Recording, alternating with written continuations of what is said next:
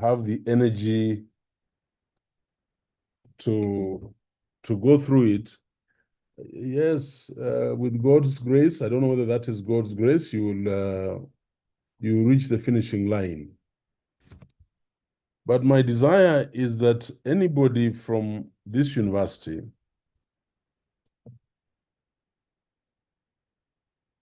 they will do a master's that truly, and I want to emphasize, a master's that truly, let me put on my camera, I don't know that is through, a master's that is truly different and has transformed you.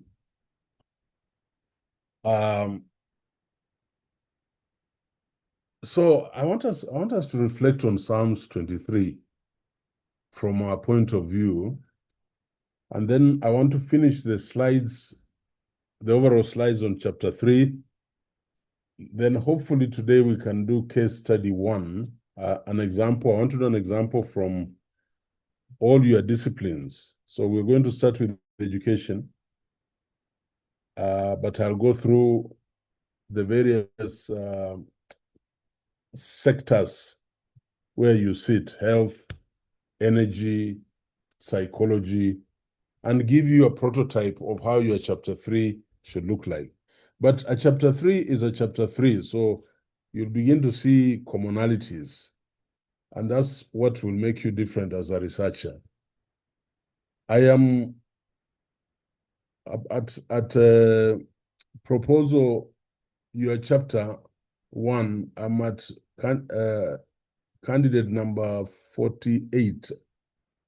But I promise it's not good for me to release this partially. I just want to release all of them so that you all get them together as you now go to your chapter 4, chapter 2, and chapter 3. But I want to advise you continue looking at your chapter 2, construction of your literature review. Once I send you and tell you your topic is approved, you may now proceed. So, in looking at this, Psalms 23, a reflection for master's research method students. The Lord is my shepherd, I shall not want.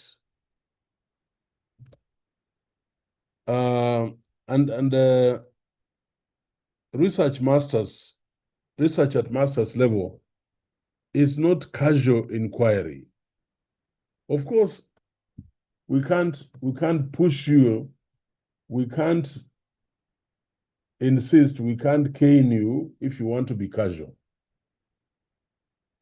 But it is my hope that because of the approach we use as a university, none of you will do this work casually. It is disciplined, it is supervised, and purposeful scholarship. Psalms 23 represents a powerful metaphor for your academic journey. And I really want you to note this. I really want you to note this, that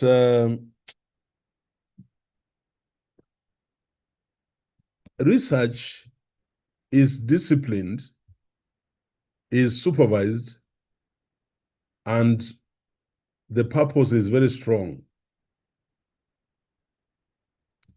So, just as a sheep require guidance, protection, and provision, so does the researcher. And my wish is always that you'll actually be like a sheep, harmless, obedient, doing what you're supposed to do. And in between 18 and 24 months, we shall take you to the graduation square. At this level, you are no longer simply consuming knowledge. You are producing it under guidance. And remember, your supervisor is not restricting you. You have chosen the topic. I can only guide. They are shepherding your inquiry toward clarity and rigor. So anytime we talk about clarity in research, we are talking about inquiry that surrounds itself with clarity and rigor. Rigor means you will read intensively around the area you are researching. Now, how do I know you're reading? You can go and Google, you can use AI, and there's no problem in using artificial intelligence, but artificial intelligence is a tool you deepen, you ask for it to deepen your understanding in an area, give you the materials, and then you construct them according to your own conceptualization. So me, I'll always, when I'm reading your chapter 1 or chapter 2, I'll know a student who simply went and got to AI, copied and pasted, and brought the work. But if a student has actually used AI as a search engine and then established chronology, established threads, explained concepts in a manner that relates to the topic itself and the context, then that is a person now who is technology savvy but intelligent. So let us look at green pastures. Green pastures. Pastures it's what? It is, I don't want to call it grass. I want to call it fodder. And so where would you get the most accumulated material for you to imbibe? It is the discipline of literature review. That's how I've thought about it. What are green pastures? He makes me lie down in green pastures. So God will show you favor such that the literature that you have been looking for, the latest literature, the latest statistics, the latest study will come to the fore. Because there is vast literature review. People have written tons and tons and tons of materials on every topic each one of you is doing, as I'm seeing as I go through them. So the discipline of literature review. He makes me lie down in green pastures. So green pastures represent intellectual nourishment. Yeah? Unajisikia umenoga,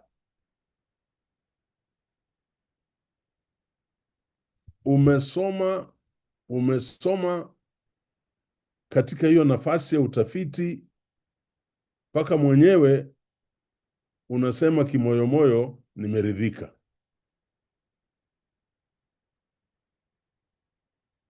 So before data collection comes, and we are in chapter 3, before this comes immersion. So what am I asking of you? I want you to immerse yourself into peer-reviewed scholarship, into theoretical frameworks, into conceptual clarity. And this can only come if ni kijani kibichi ama majani mabichi. If you have immersed yourself in the literature for nourishment, intellectual nourishment, And those of us who have spouses, you will know when you're at that level, when your spouse doesn't even say it, but the way you construct sentences, the way you argue around a point, the way you are excited about new concepts. Inside themselves are saying, my God, this person is truly being formed. Lakini kama your spouse sees no surprises, knows no intellectual stimulation from you, and you know, when you really stimulate them intellectually, they will tell you there's something, wow, that sounds good.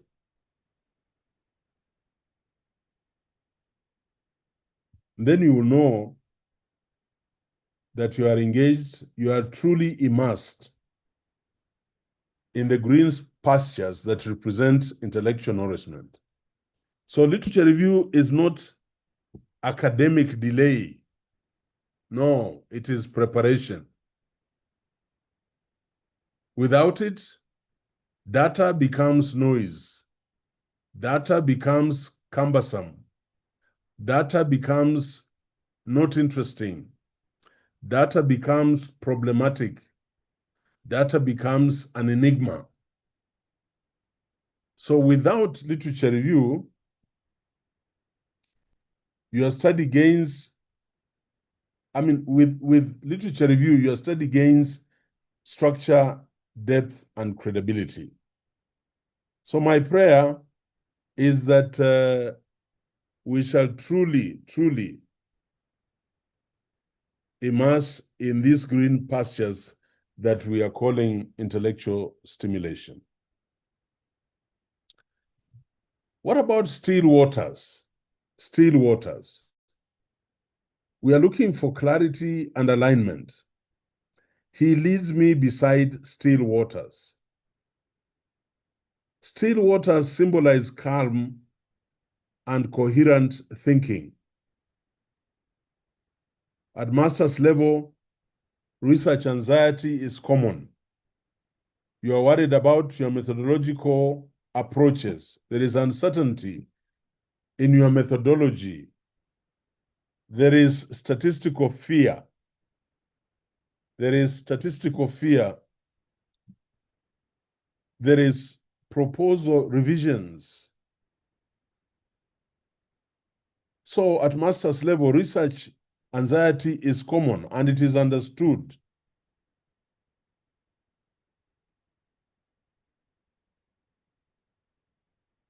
Still waters remind us to pause and align.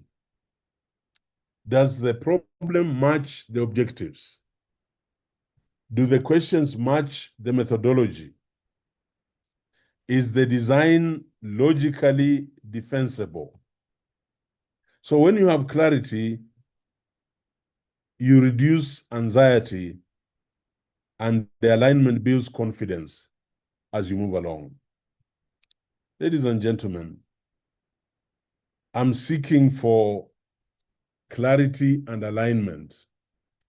And that happens when you have moments that you are led to be on your own in your study, to be at the dining table when everybody has gone to sleep, to run from church in the afternoon on Sunday, take a siesta, and start reading. As you reduce anxiety by understanding your research methodology, overcoming statistical fear, and proposal revisions. And by the way, you know, God has separated you from thousands and thousands and thousands of undergraduates to lift you to the level of becoming a master's degree holder. Already, he's leading you to lie beside still waters where you are distinct, where you are calm, where you are coherent in thinking. Let it not be said of you this lady or this gentleman, where did he do his master's? Because people cannot see that difference in you. Number 3, restoration. And I've been talking about a lot about restoration this week. And that is resilience in revision. He restores my soul. Proposal corrections, like I'm going to send back your work. Rejected drafts. Some of you, I have said, I am not convinced about your problem statement. Some of you, I'm asking, what is the difference between your rationale and the assumptions that you're giving? So unreliable instruments. And in this class, I hope I'll have some time to look at instruments. These are not failures, colleagues. They are refinements. So restoration, he restores my soul. What you are asking God to do is to give you the resilience in revision. Academic maturity is measured not by perfection, but by resilience. Failures are points of refinement. Revision strengthens scholarship.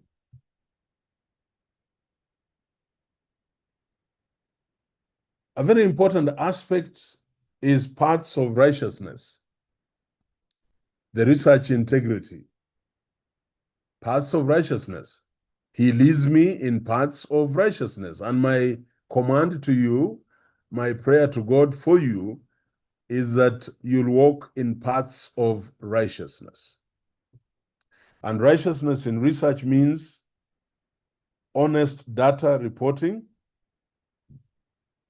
proper citation, ethical treatment of participants, and transparent limitations. You must tell us your limitations. Yeah, because limitations affect the validity of your results. And you must be transparent about them. So a master's degree must rest on integrity. It must be righteous. And I want to emphasize to you, excellence without ethics is hollow. Some of you will go to receive that degree and will be crying. Others will have immense joy of happiness and thankfulness to God. But others will walk up that stage or stand up to be acknowledged, but they'll feel very hollow inside themselves because they know that process was not righteous.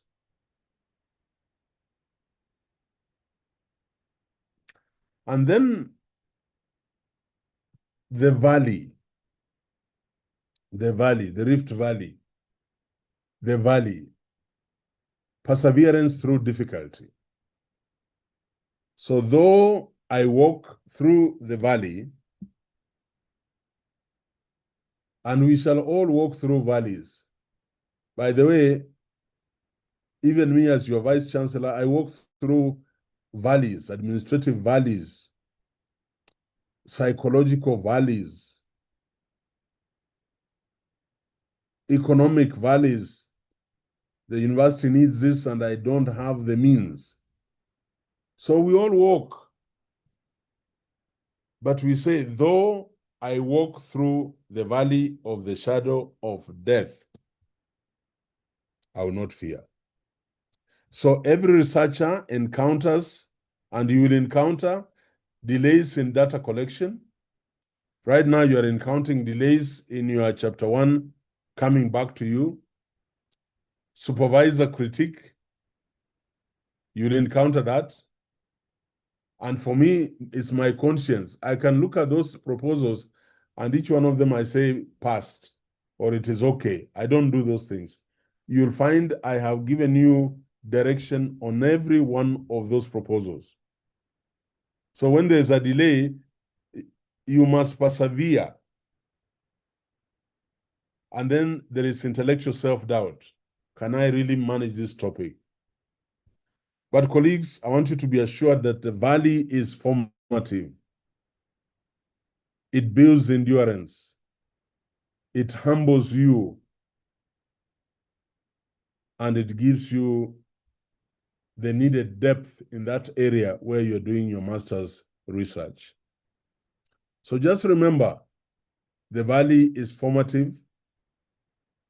It builds grit. It builds endurance. It clothes you in the apron of humility and gives you scholarly depth. Then there is this prepared table in the presence of your enemies. It's about contribution and impact. That's how I looked at it. So you prepare a table before me in the presence of. Your thesis is not merely an academic requirement. It is your contribution to knowledge. Please remember that. And by the way, by the time I read all these works, about 122 of them, I'll be so enriched because of your knowledge to contribution. So when grounded in rigor and integrity, your work will address real problems, inform policy and practice, and strengthen professional competence. So that by the end of it, your cup overflows when preparation meets discipline. So there'll be those of you who will just shine. Like the lady who got a first class in the School of Law. We have brought her back on scholarships to do her LLM. How did we know? You know, her cup overflowed. It was obvious. That's why she got that distinction and got scholarship. When preparation meets discipline. I have challenged your class, first cohort, second cohort, third cohort. I want you to give me a GPA of 3.8 plus, and then ask for a scholarship. This is what I'm saying. May you make your cup overflow. And a cup only overflows when you punish yourself in preparation and you have the needed discipline. So my closing reflection, Psalms 23 offers a framework for scholarship. Guidance before independence. Accept to be guided. Nourishment before output. The green pastures. Clarity before complexity. So you must go through the rigor. Integrity before you are recognized as a master student. And perseverance before success. So may your research journey be shepherded with wisdom, strengthened through discipline, and completed with excellence and faithfulness. And then we shall truly say, surely goodness and mercy shall follow me all the rest of my life, and I will dwell in the house of the Lord forever. So let scholarship become part of who you are, not just what you submit. And I will see it. When I was doing my PhD at Kenyatta University on a sandwich program with a university in Netherlands, we were 24 in my class. I remember that number. when we finished coursework, Professor Gishira, in the area of business, finance, and entrepreneurship was my lecturer. And he taught me this what I'm teaching you now, disciplined inquiry. And he asked me to be the dummy. So when we started the topic, I was the first to submit a topic. The class criticized it and, up and down, no, that is what doesn't have variables, what, and what. And then after that, he said, write your concept. I wrote. It came to class. They threw it up and down. By the time they finished, I had a very good concept note. I wrote my chapter 1. My chapter 2 was discussed in the class as a case study. My chapter 3 was discussed as a case study. When I finished my coursework, like tomorrow on Friday, next week, Thursday, I remember, I was defending the proposal. That's how I pulled through my PhD in 24 months. That class of 24, by the way, I think that we are 5 or 6 who eventually got PhDs. But most of those ones are Dr. So-and-so. Out of that class, we have 1 associate professor, and I am the other full professor from that class. It is about how you start your research. It is about knowing that research is disciplined, is supervised, and it has a very strong purpose in terms of scholarship. Let us pray. Heavenly Father, we come before you this evening, thanking you for who you are in our lives. And Lord, today you have led me to reflect, to allow my class to reflect on the value of Psalms 23 in guiding a master's or even a PhD students through their research. Father, you know that at Daystar, we are not working on these works to submit. No, we are working on these works to be formed into men and women that will stand in for this nation and the world long after many of us are gone.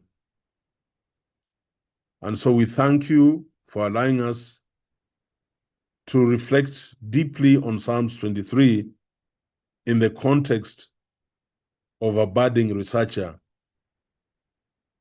like this class in research methods in the program of leadership and policy. Lord, I continue to ask for many things. I continue to ask for integrity. I continue to ask for clarity. Father, I continue to ask for honesty and truthfulness. But also, Father, I continue to ask that you protect these students. Put a hedge around them so that they're healthy, they have clean minds, they have the source of peace to finish this program in this so short a time of between 18 and 24 months. For I pray all this in the name of our Lord Jesus Christ. Amen. Amen. Amen. Amen. Yeah. So Amen. we'll allow. Amen. Thank you. We will allow some reflections. And maybe you can just use your research experience and what you're going through. And maybe there are corners where you want us to focus on as I work on with you on this chapter 3. So Agnes Gikunda, I've seen your hand up. Please proceed. Good evening. Thank you, Professor. Thank you, Dr. Thank you, everyone, for this evening. While you are encouraging us with the word, I remembered the words of Jesus in the New Testament where he said, "My sheep hear my voice." It's not very clear, Agnes. I've lost some words. Agnes, repeat, my sheep is? In my voice, the voice of the stranger, they will not follow. It is my prayer this evening that we will all follow your voice as our instructor, and we shall not follow the voice of the stranger, because the stranger is a distractor. Thank you for the word. Thank you so much. I feel very encouraged. Please let us react to this because I want to pick your mind frames. Violet Akibaya.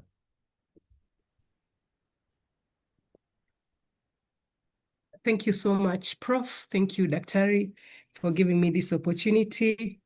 I think I've picked a few things that I will resonate with even as you continue with the course. One of the things is clarity reduces anxiety, alignment builds confidence. I think even as we move on with the course, sometimes there are times I was not sure of what I'm doing. Like when I was doing chapter 1, I was not sure. The time was a bit of a constraint. But now after I submitted, I realized now when I started going through it and just looking at it now, reflecting on it, and just checking what I should have done better. To be honest, I said, oh my goodness, Prof has gotten really a raw proposal, chapter 1. And okay, I know I'm one of the person that will have a lot to work on. But I'm just encouraged that even as I get clarity with your instructions, and I know I'll build my confidence and I'm ready to learn and unlearn even as I continue. The other thing is perseverance in the valley. There might be times maybe there's delay, like now being a mother, being still working and doing all that. Sometimes a lot you need to do. The children are here and there, and there's just so much. But just getting that encouragement that, yes, I'll be in this valley, but this is not the end. The valley is it's just going to form me. It's going to build my endurance. And with time, I'll get there. So thank you so much just for reassuring us that you are there to help us. You are there to help us be perfect. And you being a good role model, we hope and pray that will not let you down. Thank you so much, Prof. Thank you so much. Elkanah Ikiru. Thank you, Prof, for this opportunity. I'd like to make my reflection on number 5 comments, the valley, perseverance through difficulty. Prof, just a brief history of how I decided to join this program. I had a friend of mine, a colleague who we work together, and I told him, you know, I've joined a master's program at Daystar, and one of my research program tutor is Professor Laban Ayiro. Then he told me he went through your hands at Moi University. So he keeps on encouraging me on research rigor, the academic rigor. He even challenged me that if you perform this, you're going to achieve more. So the moment I hear your words, it's a replica of what I get from him. So I think I'm in the right hands, and I even challenged myself during the first semester. I even set my blueprint on how I'm going to undertake my studies, and really I achieved my goal. So say thank you, Dr. Prof, for the encouraging. And what normally keeps me moving whenever I took a book or I interact with any journal, I remember the secret sits at the center. That is my guiding principle. Thank you. Wow. Wow, Ayiro, what does that say, by the way? I want to give a confession. When I went to Form 5 and 6 at Mangu High School, we were a very small class. I think we were 22. And there was a boy from Lodwa, either Lodwa or Pokot, from this famous boys' school. I'm trying to remember the name. And I had never been challenged in maths in a class. But I met James. It was not Lopokoit, he had another name, but he migrated to the US. I have never met a brilliant person in my life up to today like him. And then I remembered, and he would tell us, yeah, he was from Chewoyet. The school was called Chewoyet High School. And he would say, just as he walks to Mangu High School and he finds Githeri during lunchtime, you know, at Mangu High School, we used to have Githeri, and then they would throw on top of the Githeri pineapple cut, alafu maharagwe na mahindi. He saw he had landed in heaven. So he gave us, or at least me, he gave me the roughest time. I don't think I ever got a mark near his in maths, perhaps chemistry. And there's something about men and women who come from these very hardy areas. There's something about them.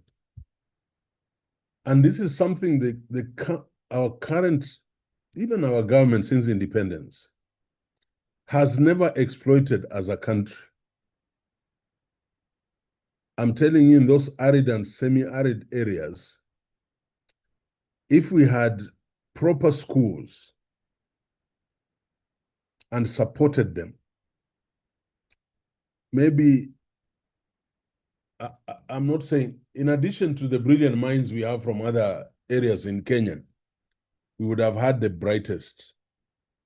I think I've told you this story, if not the other class, that the most guarded, and now he has is my age mate, the most guarded scientist in the world came through Lodwa Boys, physicist. The nuclear physicist program of the US is under control of a Kenyan from Lodwa. It has been, I think now he has retired. He was the most guarded person, more than the president, because he could be hijacked by anybody for the brains he had. But where does it begin, Elkanah? Elkanah, I'm not talking to Elkanah, I'm talking to the class. Where does it begin? It begins in this class. The intensity of purpose, the discipline that you bring to this effort, the rigor, and the integrity will begin to separate the chaff from the grass. I mean, the chaff from the grain.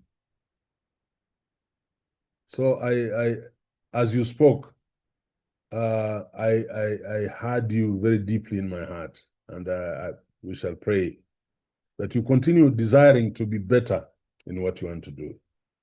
Lamek, we'll take two more and then we can go to the main class. Yeah. Thank you, Prof.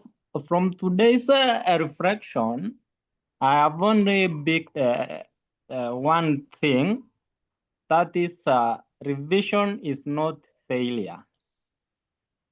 This will keep encouraging me to accept the corrections that I will be given from the supervisors in chapter 1 to the last chapter, because I will be working knowing that I have not failed.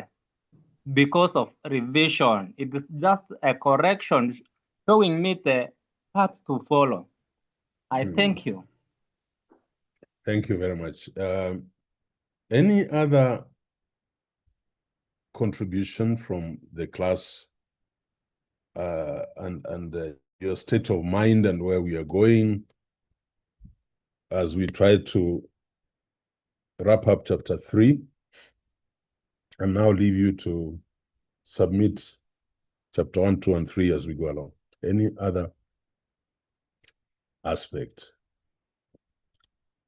I don't know, Monica Thuku, is your hand up or?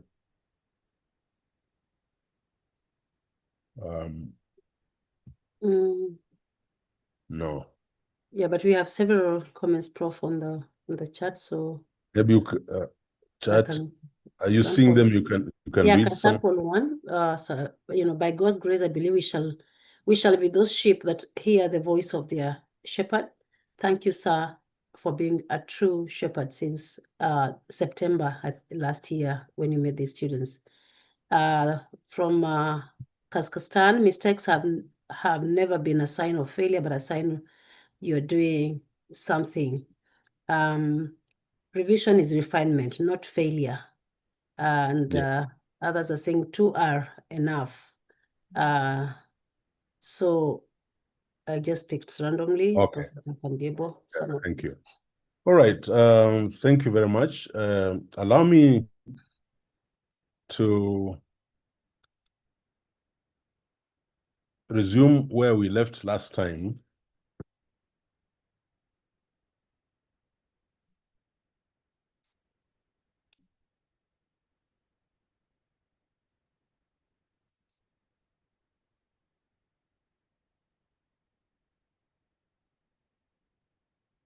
And I just want to recap so that we are all on the same page on where we want to go. And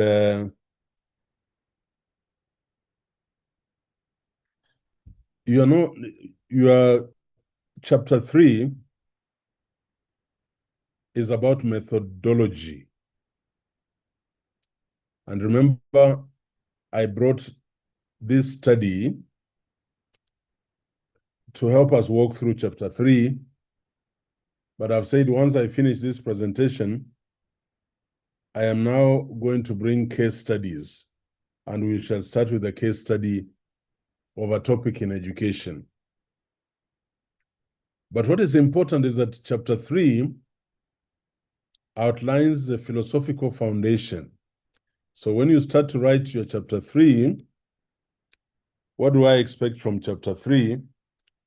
The first thing would be you will tell me whether you now is a positivist, a constructivist, or you are pragmatic in orientation.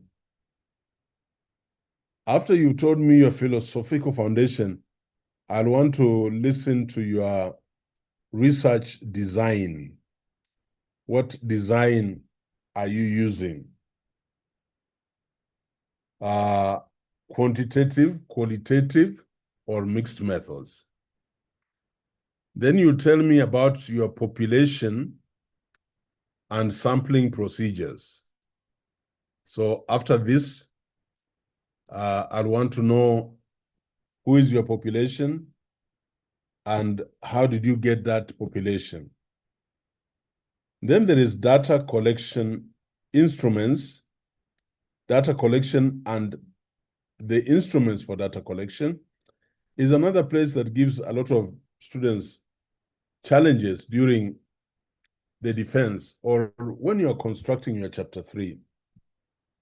Then we will get into data analysis and techniques, depending on whether your research is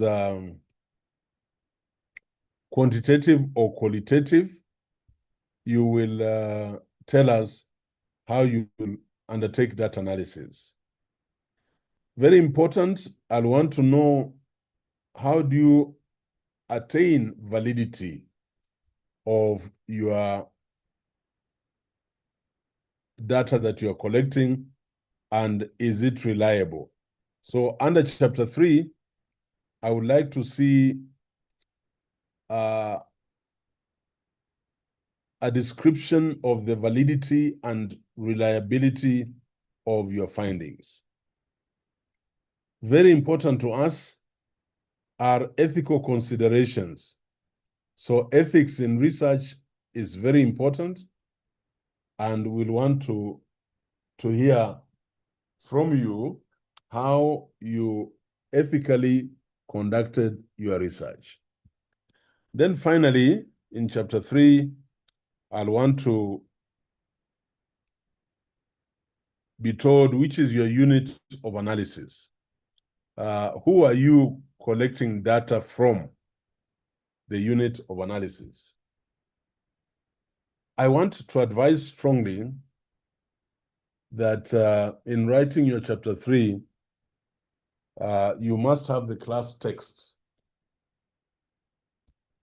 for use to construct your chapter 3. So you will have to go through it and use it to farm up your chapter 3. So methodology is designed to ensure rigor, credibility, and alignment with the study objectives and the norms of ethical research in public administration. Remember, our topic is this: the influence of policy implementation capacity on service delivery in county governments, a case of Nairobi County. So we are actually looking at public administration, and we want your results to be valid.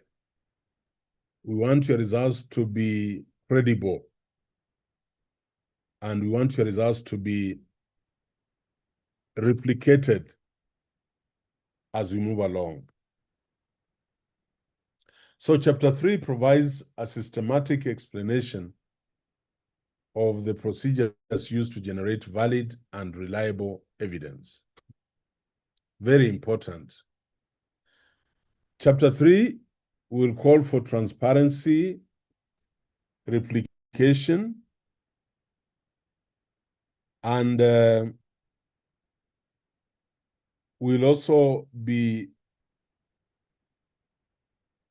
making sure that there is an alignment, there is a mirroring of your research objectives, your research questions, and methods as expected around the topic here, which is in public administration.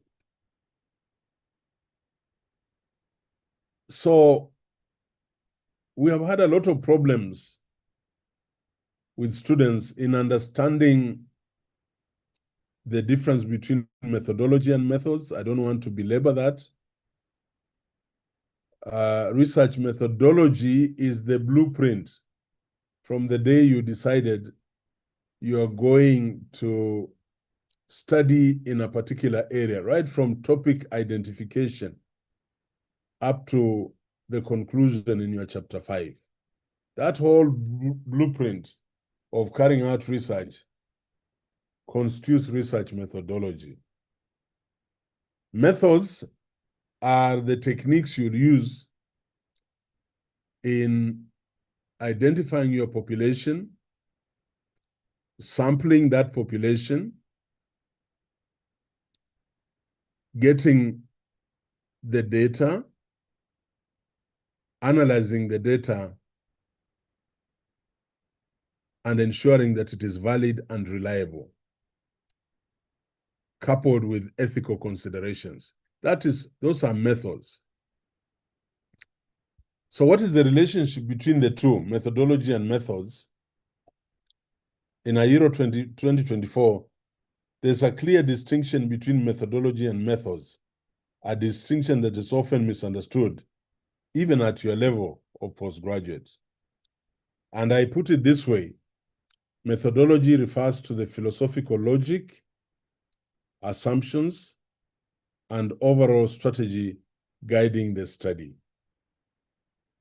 with certain approaches, or why certain approaches are chosen, and how they align with the research problem. So this is actually the architectural blueprint of your research. Methods, on the other hand, refer to the specific tools and techniques used to collect and analyze data, such as questionnaires, interviews, and statistical tests. In this study that we are going to do, the methodology is mixed methods, anchored in pragmatism. So remember, the philosophical underpinning of a mixed methods research is, of course, pragmatism.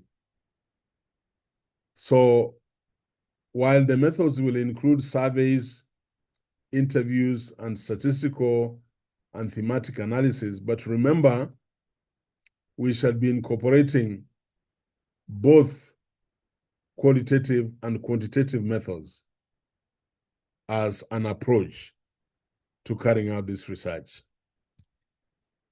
And you must be very clear and have the needed conceptual clarity and research vigor. And you can look at the works of Ayiro 2024 or Creswell 2014. There is also, these concepts are used interchangeably, and I'm sure you'll be tempted in your chapter 3 to do the same. Inquiry, research, and science. I think I situate research within a broader epistemic continuum. Epistemology is the way you construct your knowledge. So inquiry refers to systematic questioning driven by curiosity or trying to solve a given problem. Research, on the other hand, is a more structured form of inquiry that follows established procedures for data generation and analysis. So you can say inquiry is the mother of research. And we know, we have been advised that curiosity killed the cat. I don't believe so. It is not the curiosity that killed the cat. It is the process that the cat used to find out the solution that killed it. Science is a broader aspect that represents organized cumulative knowledge produced through rigorous research processes. So this study, and I'll keep taking you back, this is the study we are doing, this one. This is the study I'm using as an example. So the influence of policy implementation capacity on service delivery in county governments, a case of Nairobi County, Kenya. So what we are saying is you must be very clear that we are adapting a mixed methods to study this topic. And you must, as you sit in chapter 3, know the difference between inquiry, research, and science. But I'm just asserting that this study qualifies as scientific research because it applies systematic procedures, empirical measurement, and theoretical grounding to investigate policy implementation capacity and service delivery consistent with public administration as an applied social science. And those are your citations. Now, conceptual foundations. conceptual rigor, there is methodological rigor, there is analytical rigor, there is ethical rigor. That's why I have struggled a lot when we want to finish chapter 1 and we have not done the conceptualization.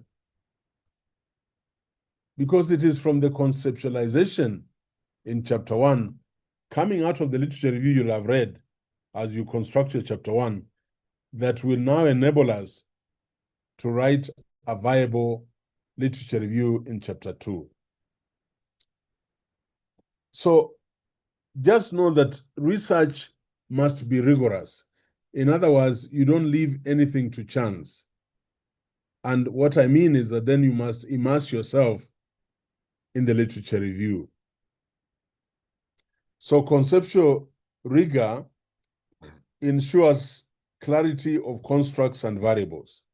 So remember the conceptual framework. You must be very clear who are your dependent variables and who are your independent variables. They must be very clear. On methodological rigor, there must be an alignment between your research questions and objectives and the design and the methods that you use. And as we do writing of chapter 3, most of these things will come to become clearer. Analytical rigor, you must ensure appropriate and transparent data analysis. Very, very important. How are you going to analyze your data? And then ethical rigor ensures protection of participants and integration, and the integrity of the research process. So ethics, as you finish your chapter 3, you must write almost 2 pages on ethical considerations for your research. So this study demonstrates rigor through very clear operationalization of variables. We are going the mixed methods because we want to collect data quantitatively, qualitatively, and then triangulate to make sure that both ways we are talking about the same thing. We will worry about the validity of the instruments. Are they measuring what they're supposed to measure? And we shall adhere to ethical standards. And those are the citations. And chapter 3, from our perspective in DASTA, is the engine room of a proposal. It is where scholarly intent is translated into defensible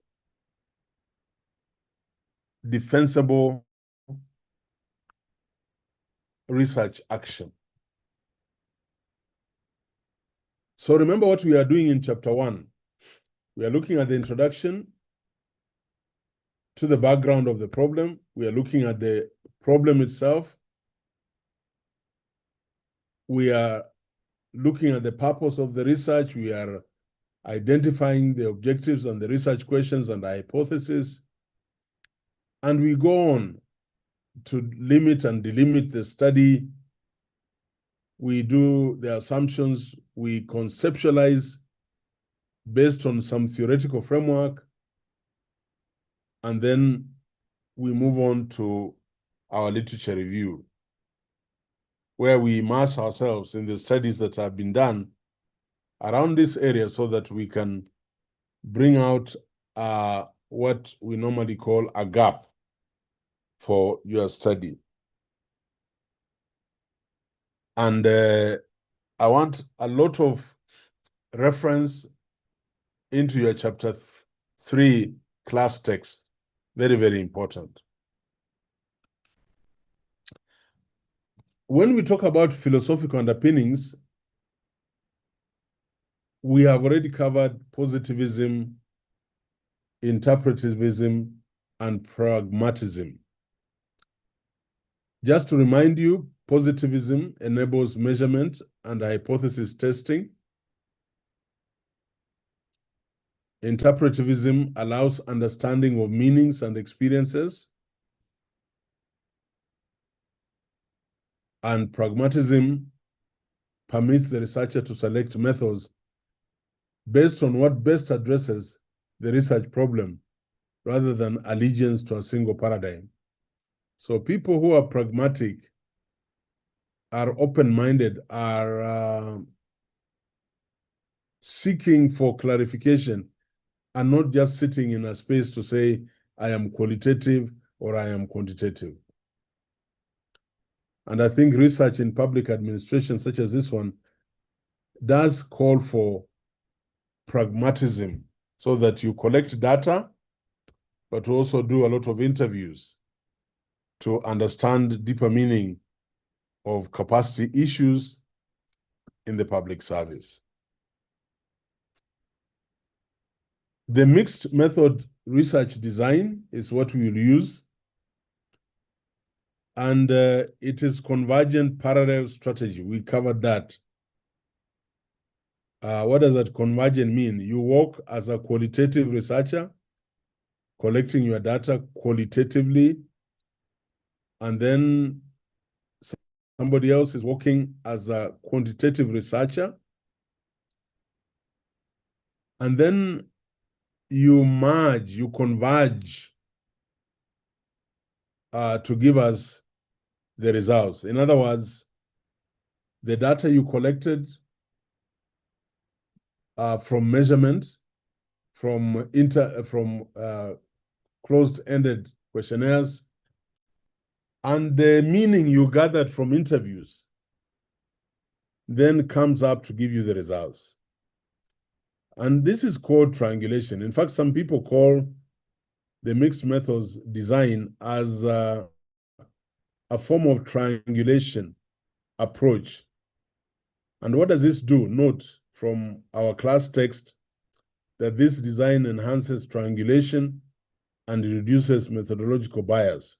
So if you're just doing qualitative studies, observing situations and interviewing people, but you're not collecting the data, you will introduce a lot of bias, the bias that you have yourself. And then it strengthens explanatory depth in institutional research such as this one. When you interview people, so when you go to a school, you interview the principal, you interview the class teacher, you interview the bursar, you go and interview the cook in the kitchen to tell you the kind of maragwe that is supplied. You want a deeper explanation. But quantitatively, you'll have known how many bags the school uses, how much it is costing, how many students they're feeding, and what type of diets that they have. What is the target population in this study? The target population will be county public officials, policy implementers or the roles they play. And here we have a population of 420, just picked. And remember, the population is defined based on functional relevance rather than mere numbers. So if you're talking about Nairobi County, if you go to City Hall, you might have 4,000 workers, but you're going to have a population of 400 from which you'll sample the respondents.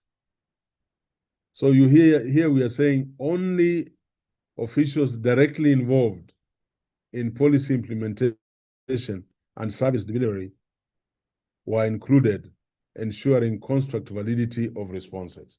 So I want you to come back with me to this topic, the influence of policy implementation capacity on service delivery in county governments, a case of Nairobi County, Kenya. So remember, we want the influence of policy. So you want people who are around policy, who are around capacity and service delivery. in that county. So again, that takes us to the population. So how did we narrow the population? We are looking at the functional relevance rather than the mere numbers.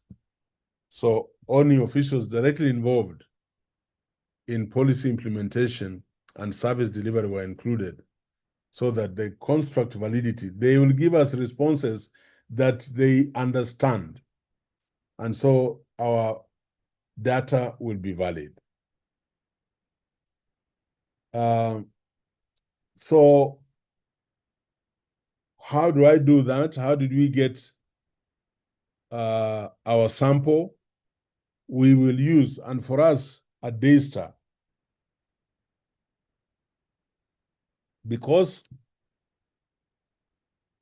we're just trying to build up our statistical base as a university, we will use each one of you. I want to emphasize in your chapter 3, each one of you will use the Krejci and Morgan statistical table. It is called sample size estimation. And you just pull an extract of this table and put it in your chapter 3. And so you see, if our population sample is 420, the statistics of this table tell us that our sample will be 201. So don't try to use those fancy statistical formulae which you don't understand, but use this table, because this table has very complex statistical formulae that gave them this tabulation, and now it is universally accepted. But when you are being taught statistics, your lecturer might want to give you several formulae of coming up with a sample size. I am saying, remember, I'm your shepherd, I'm guiding, that pull out the table and tell it, this is my population, and therefore, what is my sample? I'd like to pause there, and I would like everybody to go to their computers or your source of internet and just punch in Krejci and Morgan 1970 sample size table. Let's have a feel of what this is all about.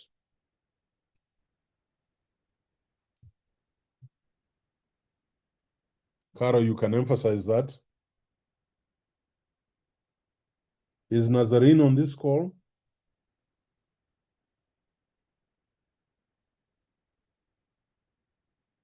Yes, Prof, I'm here. Yeah. So can you? This is Nazarene, Prof.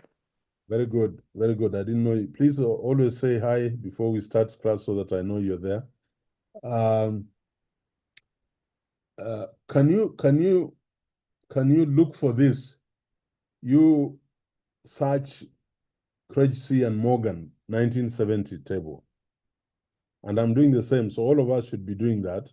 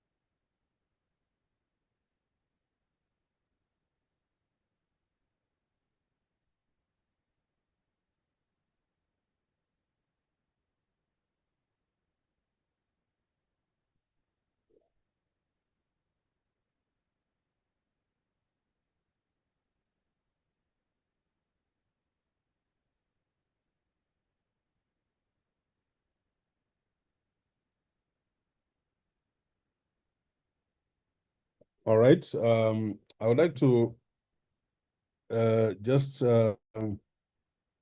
electronically, I want to see those who have found the table.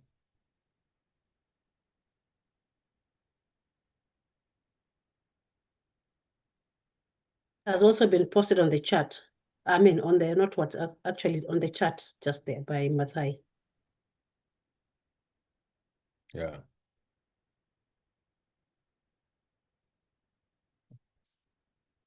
I just want to see whether, let's see how many of they are very important. And this is what we shall use. Yeah, very good. Frederick, very, very good.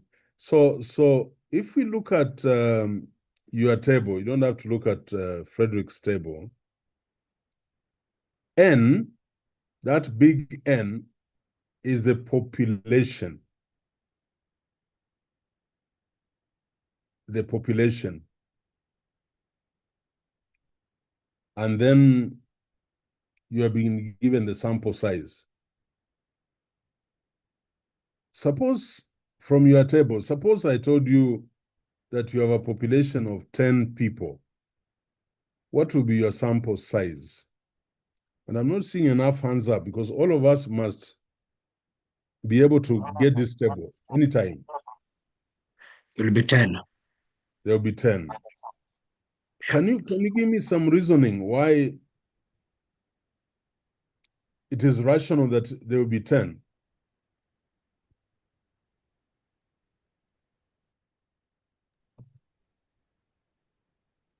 I guess because it is a small size. Yeah. That you can be able to handle with the provided time. Yeah. Okay, so anybody else? I just want to know what's going through your mind. The sample size of 10. Yes, Obonyo. The sample size of 10 is, or rather the population of 10 is a small number such that variations registered between the 10 would sort of create such big disparities. Yeah, yeah. And also, I want you to think of it this way. You know, the sample must be representative of the population characteristics. So that's what Obonyo is saying. If you have 10 and you try to sample, it is most likely that you might not have a representative sample. So what do we do? We pick the whole population, and that becomes a census. It's like a census. You pick the whole population and you use it for sampling. How about if my population was 47, the number of counties in the People's Republic of Kenya?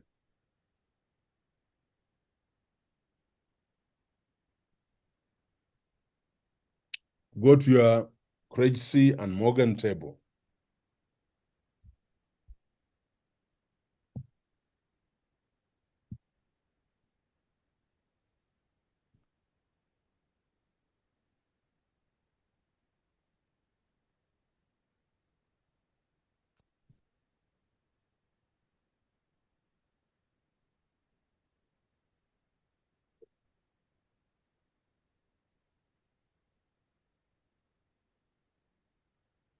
It will be around 320, Prof. Where would you get them? It's not given, but what we have in the table is 48, 44 and 48. So you have 48. Yes. Yeah, so if your population is 48, what's your sample size? Sorry, sir, he's looking at the sample. That's where there's 48. Yeah, but me, I'm saying your population. Yes. If your population is the number of counties in Kenya, what will be your sample? I would use, Okay. I'd use 42. So when you go to your Crazy and Morgan table and your population is 48, what is the nearest sample estimate? The one for 50. The one for? 50. Yeah, so how many, so what would be your small n, your sample? 44. 44. Yeah, 44. Yeah.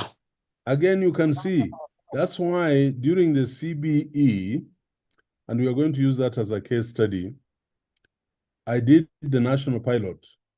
But in the national pilot, the CBE was rolled out in about 400 primary schools. 400. The initial pilot. But then I was going out in the counties and I had to sample the counties I would go through. So I ended up going through 42 counties. I couldn't get to one of them, one or two, because of security. You can see if that's the population of the counties, then this would be my sample. Let me give you another example. When I went to Machakos County, that time, there were 9,058 schools in Machakos County. So if I was just sampling Machakos County alone, how many schools would I visit? Put it, assume 384. 940. 384. 384. Yeah? 384. 84. Yes. Yeah. So you are going to do your, yes, Vincent. That the figure is giving doesn't add up, because that is for a population of LB. We hear that's 1 million. I'm Then saying sample size 384. 384. You said 9,000. No, 950. 950 schools. 950 would be 274. Yeah, 274. And I hope everyone must familiarize themselves with this sampling procedure. Suppose you are going to do a study on preparedness of CBE in universities. Kenya has 99 universities, assume, 99 universities. How many universities would you visit? I think that is 80 universities. 80. How many? 80. 80 universities. Yeah. If you come to Daystar,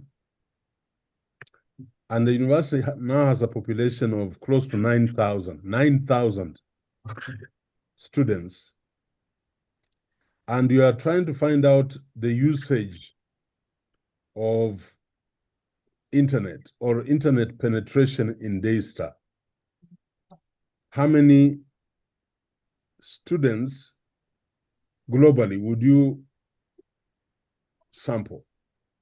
368. 370. 370. 370. Yes. Yeah.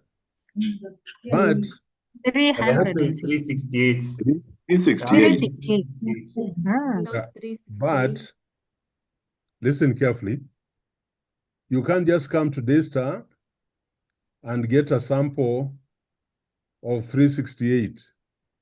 No, you must do stratification.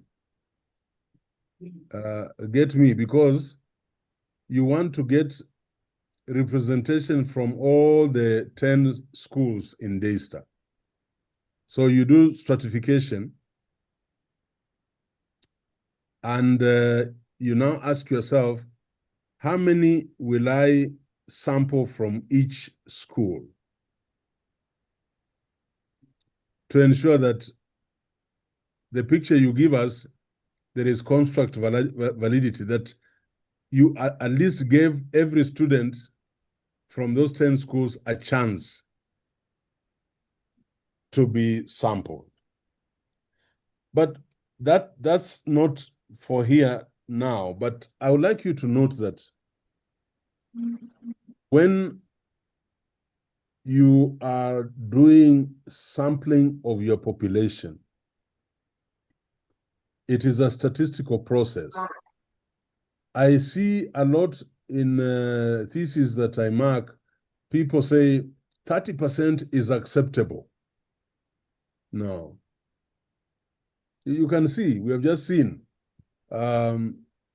if you have 47 counties, you can't say 30%. 30% of 47 counties is how many?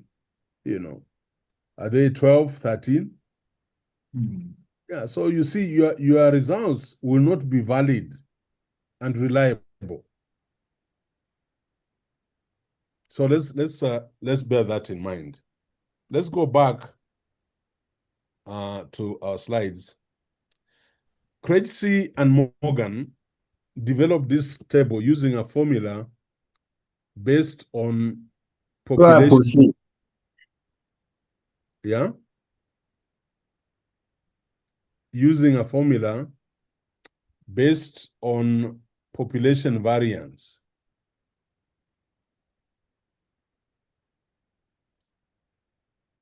Confidence level and margin of error. I think I would save you the agony now, but I'm sure in your statistics class, you'll understand when I say 95% confidence level, margin error of 5%. But when you submit your chapter 3, you must give me this statement that my sampling was attained from the Krejci and Morgan 1970 table, estimate table, using a formula based on population variance, confidence level this, and margin error of that. That must accompany your statement. And this is the approach I'm recommending for finite populations, common in not just education, but public service and even private sector. So the sample would then be that. What are the sampling techniques? You'll have to talk to me about the sampling techniques. So the sampling techniques used, there is stratified random sampling for quantitative, and there is purposive sampling for qualitative. By the way, the value of randomness makes most quantitative studies to apparently appear more valid than qualitative studies. Because in qualitative studies, it is purposive sampling. You purpose who you want to interview. So if I brought somebody to Daystar and they were looking at infrastructure, I would, if I was doing purposive sampling, I would take them to the School of Law, the School of Nursing. You know, because they are experiencing the best of facilities. But you can see what that means. That means there is a bias. There is a bias because this person would like us to see only the best. coming through to the person collecting that data. And so you must begin to appreciate as a budding researcher that, my God, how do I eliminate bias in a study? Or, oh, now I know why we're using mixed methods. Because it allows for stratified random sampling. So I would like someone to come and they're looking at infrastructure facilities at Daystar to just randomly sample students from the 10 schools. You would get more valid results of the state of infrastructure in the university more than if you were just purposive sampling and being taken to where the facilities look best. So in this study on capacity and service delivery, we can do stratification by administrative level and also functional department. Then we get into each and randomly sample. But when we want purposive selection, then we are dealing with senior policy implementers. So obviously you'll want to interview the vice chancellor or the DVCs or the directors or key decision makers. But it is very important as you interview these purposively selected respondents that you have some respondents whom you will sample randomly. And that is what is called triangulation. So that what the ones of randomness tell you seems to say the same thing as the ones that were purposively sampled. And you'll have to argue that in your chapter 3 narrative.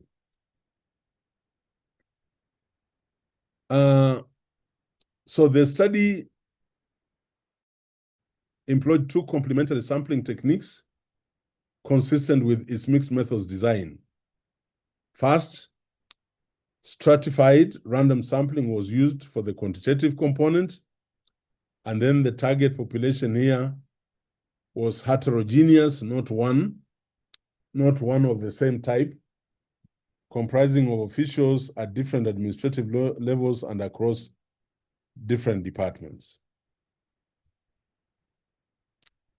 Why do we do stratification? It ensures that each subgroup was proportionately represented in the sample, thereby minimizing sampling bias and enhancing the external validity and generalizability of the findings. Yeah. You remove bias. And so your external validity stands the test of time, and the results that you find can be generalized. Now, within each stratum, so you have decided I'll stratify the schools. Then I'll go in and look at the various departments. Then now, as you look at the various departments, you now do what we call random sampling. Very important. So within each stratum, respondents were selected randomly to give every eligible participant an equal chance of inclusion, which is consistent with probability sampling principles. I want to pause there. I want to see whether we are provoking you enough. Somebody might say the next president,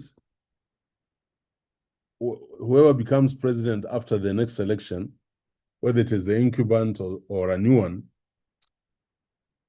might say this: we have 47 counties in the Republic of Kenya. Somebody might say that.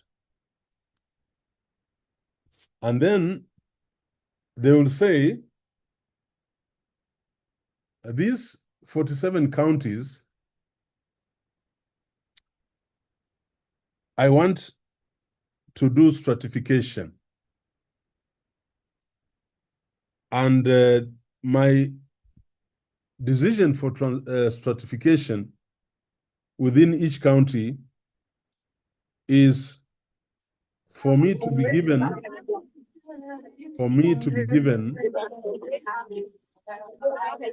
Sharon, Trying to get the person. Thank you.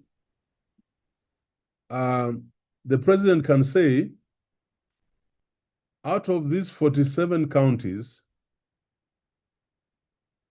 I want to, in each county, I want stratification. I want to know the number of PhD holders who have worked at senior level in Kenya or abroad for the last 10 years.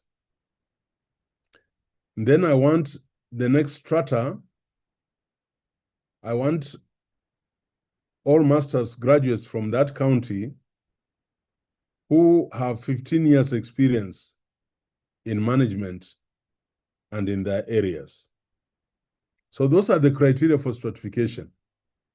So he does that and they bring him figures.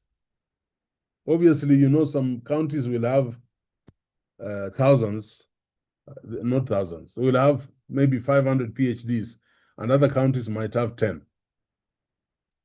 Once he has that, through stratification, he now says, can I have all these people with PhD in the Republic of Kenya, can I have random sampling of those Kenyans who have PhDs but have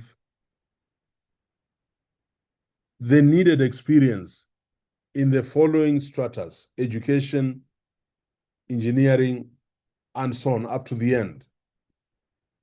And so that is done. Then now he has a national demographic. Now he says, if this is my population, and if, for example, suppose PhDs with 20 years experience in public sector, he finds that in the Republic of Kenya, he has 5,000. 5,000. So very quickly, using that table, how many would he sample? 57. How many? 357. 357. Now, 357 is reasonable for the public service to interview these people. Me, I think so. It is reasonable. But he can also say, let us proportionately then, depending on the population of a county, make sure that we have 4 people from each county. That's a criteria of sampling, 4 people. And then those people come for interviews. Now, interviews, you have now finished with quantitative data collection. You are now getting into qualitative. You want to deepen aspects that you are looking for from these candidates. So there'll be a tool around spiritual beliefs, around public service, around merit awards, and family. That is now when the qualitative researcher comes in to probe, to interview this person. So we are doing 2 things. We are doing quantitative sampling, and we are also now doing qualitative data collection. Then there is a convergence up the road at State House. So the president is presented by all these people, the 357, with their quantitative qualifications, which were measured, which you are able to prove. And then there is the qualitative, which has been turned into themes, maybe 2, 3, 4 themes against each candidate. The president then is not going to be excited and just say, okay, then let us do random sampling. Since there are 357, by the way, now the new population, what should be the sample? If the new population is 357.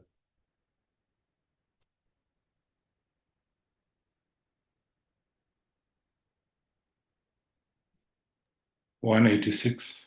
186. So that will be the new sample. So those 186, the president now looks at the various areas of the cabinet and throws these people in these various areas of the cabinet and says, I have 24 cabinet slots. So these ones fall into the area of energy. Maybe there are 5. No, by the way, divide for me. 186 divided by the number of, I think our cabinet constitutionally is 24, 22 or 24? 22. 22, yeah, divide. 8. And then, yeah, how many? 8. Yeah, those are just 8. Yeah, those are 8. So what are we saying? We then allow these people to come to the nation and tell us why they think they can be what they want to be. First of all, the whole country will be at peace with itself because they are seeing the demographics are spread across the country. There is somebody from Tana River, and there is somebody from way up there, Lokichogyo. But now they come to the nation and they're interviewed. Those are not many days. They are interviewed nationally. And now the president has the prerogative from the 186, considering the national demographics, representation. We might not get everybody from the country, but people will see that spread. And now the president comes in to use his authority and power to appoint the cabinet outside party loyalty, because cabinet ministers are not supposed to be politicians.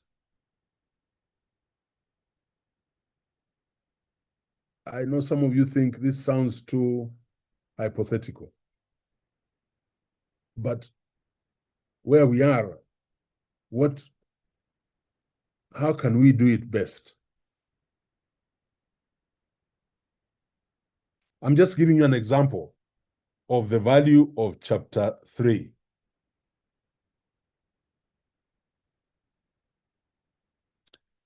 Now, what I'm saying is this point: within each stratum, respondents were selected randomly to give every eligible participant an equal chance for inclusion,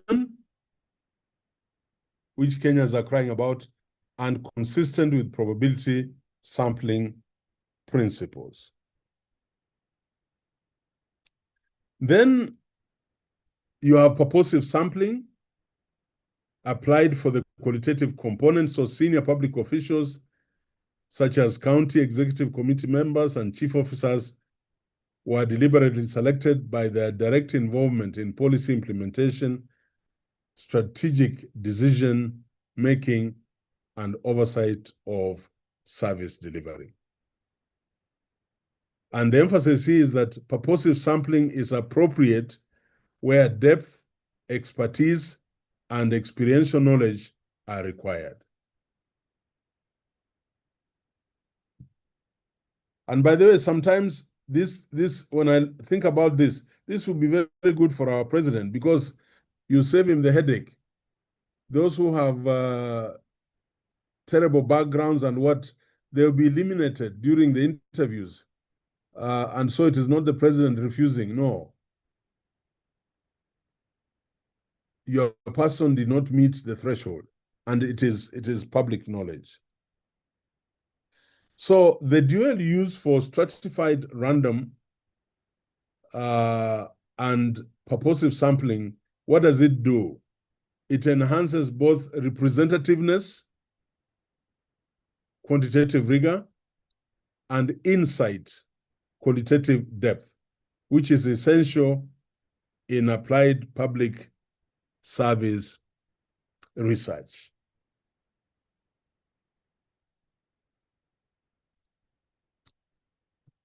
What will be the data collection methods? I'll want a section in your chapter on data collection methods, survey and interview method. Survey, of course, those interviews, closed-ended questionnaires, etc. And then research instruments, structured questionnaire, key informant interviews. And what is the approach for quantitative? You have the Likert scales. As you go writing your chapter 3, you'll have to read literature around Likert scales and open-ended questions for qualitative. So data collection in this study employed both quantitative and qualitative methods in line with the mixed methods research design from our class text. The structured questionnaire was used to collect quantitative data from county government officials, and it consisted mainly of closed-ended items measured on a 5-point Likert scale, enabling standardized measurement of policy implementation capacity and service delivery outcomes. This is the narrative I'll be wanting to see in your chapter 3. So I'm actually guiding you to even how you'll phrase your narrative in chapter 3.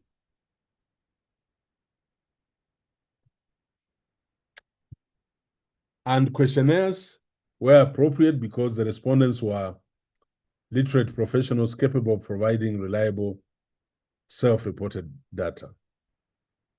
According to our class text, questionnaires are effective where uniformity, comparability, and statistical analysis are required. For the key informant interviews, we would be used or were used to collect qualitative data from selected senior officials from the county government.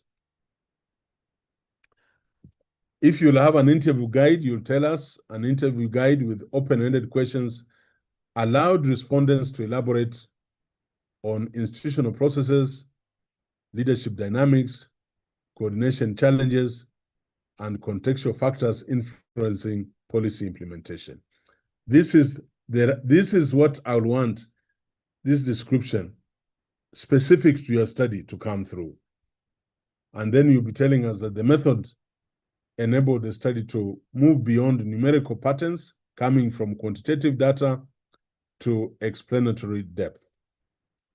Mugenda and Mugenda note that combining questionnaires and interviews strengthens methodological rigor by allowing triangulation of data resources. In other words, I don't want a naked chapter 3. I don't want a naked chapter 3. I want all these things to come into place. And you will be using, we are sending you these slides. You will be using this to build your chapter 3. And don't hesitate to borrow extracts of this, but relate them to your study. Very important, relate them to your study. And then in this study, the two instruments complemented each other by providing both breadth and depth, thereby enhancing the credibility and interpretability of the findings. Very, very important. And please do your citations. Very, very important. As you do descriptions, tell us whose thinking is guiding you. Now, I want us to be very, very careful,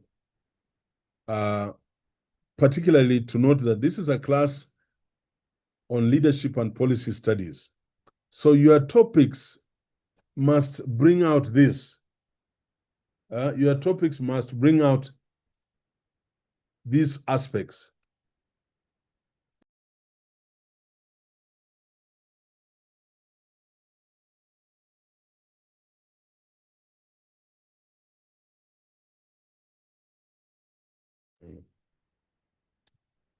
So we must be very careful that your topic sits in this program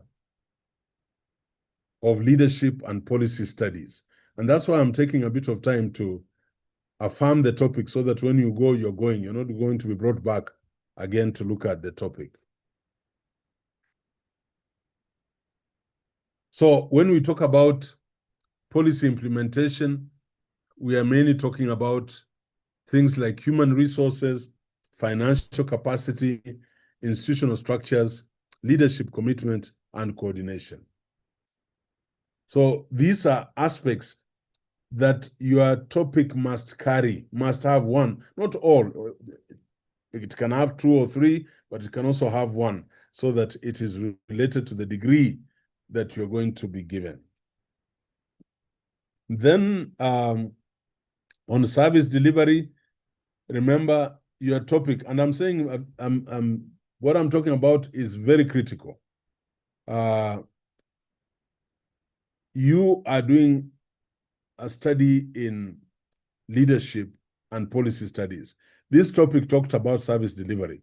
So we'll expect that aspects of efficiency, accessibility, quality, responsiveness, and satisfaction indicators reflect both managerial efficiency and citizen-centric outcomes aligning with the new public service theory.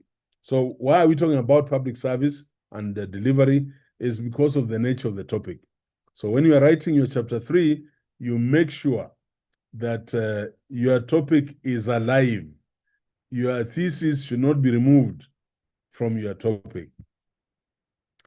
Data analysis techniques, there's data preparation and coding. There is quantitative data analysis, qualitative data analysis, integration of findings. So data analysis in this study followed a systematic, sequential, and theory-aligned process. These are some of the descriptives I would like to see in your chapter 3, consistent with Ayiro, with Creswell, or whoever else you are citing in your works.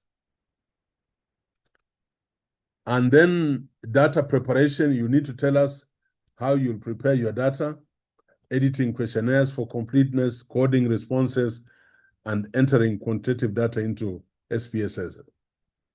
And it is very important that careful data preparation is done for a good analysis, because errors at this stage will destroy your study. We will have to make sure, and you'll have to tell us how you are overcoming that. In quantitative data analysis, you're going to have descriptive statistics. So we shall see tables of percentages, means, standard deviations. But also we are going to see inferential statistics for some of you. And if you get into inferential statistics, then don't become too complicated. Maybe use a Pearson correlation analysis, or even just a simple regression analysis. But I want to comfort you and let you know that these are aspects you and your supervisor will work on, and a good supervisor will collect your data will take your data and either do it for you or help get somebody hired to do the analysis for you so that you only do the interpretation. But that I leave to your second supervisor. Now, the qualitative data analysis, follows a thematic analysis approach. You must describe that in your chapter 3, where interview responses and open-ended questionnaire data were transcribed, coded, categorized, and interpreted into themes. Again, I'll want to hear that coming through. And this process enabled deeper understanding of institutional dynamics, leadership influences, and coordination challenges that could not be fully captured qualitatively. Finally, in line with mixed methods convergent design, integration of findings occurred at the interpretation stage. So where your qualitative themes were used to explain, validate, and contextualize quantitative results. So now you are converging. You are bringing your analysis of qualitative, your analysis of quantitative to explain each other. And this enhances what we call explanatory power and policy reference. And go to your chapter 10, read Creswell and other Tashakori and Tedley. There are many books that you can look at. This is a very important aspect of chapter 3, validity, reliability, and research rigor. There is validity of instruments, reliability of instruments. I must spend some time on instrumentation, even if it's not today, the next class. Because if your instruments are not measuring what they're supposed to measure, then we are lost. You'll be expected to do a pilot study so that your research vigor is maintained. And remember, validity and reliability are central pillars of credible postgraduate research. I think I want to stress that these concepts of validity and reliability, the piloting of a study, safeguard the trustworthiness and scholarly integrity of your research findings. So you must get them right. And this one, you can't get it anywhere. AI will not give you, it is your results that you are now going to have from valid instruments, from reliable instruments.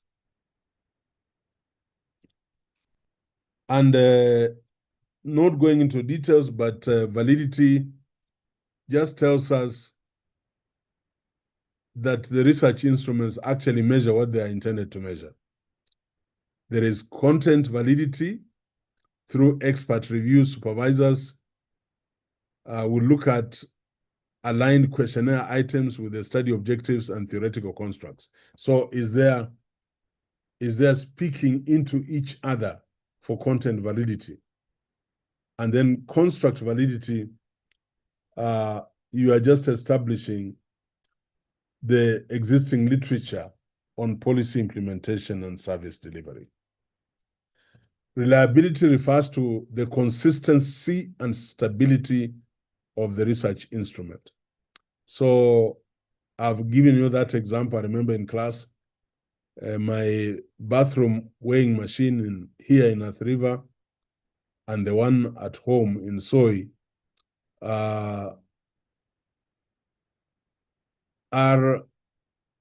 the reliability sometimes comes to question. I leave here in the morning, this one is telling me I am 93 kgs after taking a bath. When I get home in Soy in the evening, before I eat, I measure. That one is telling me I am 96. I have no problem with that, but I'll have a problem if next time I come, they are not giving me the same results.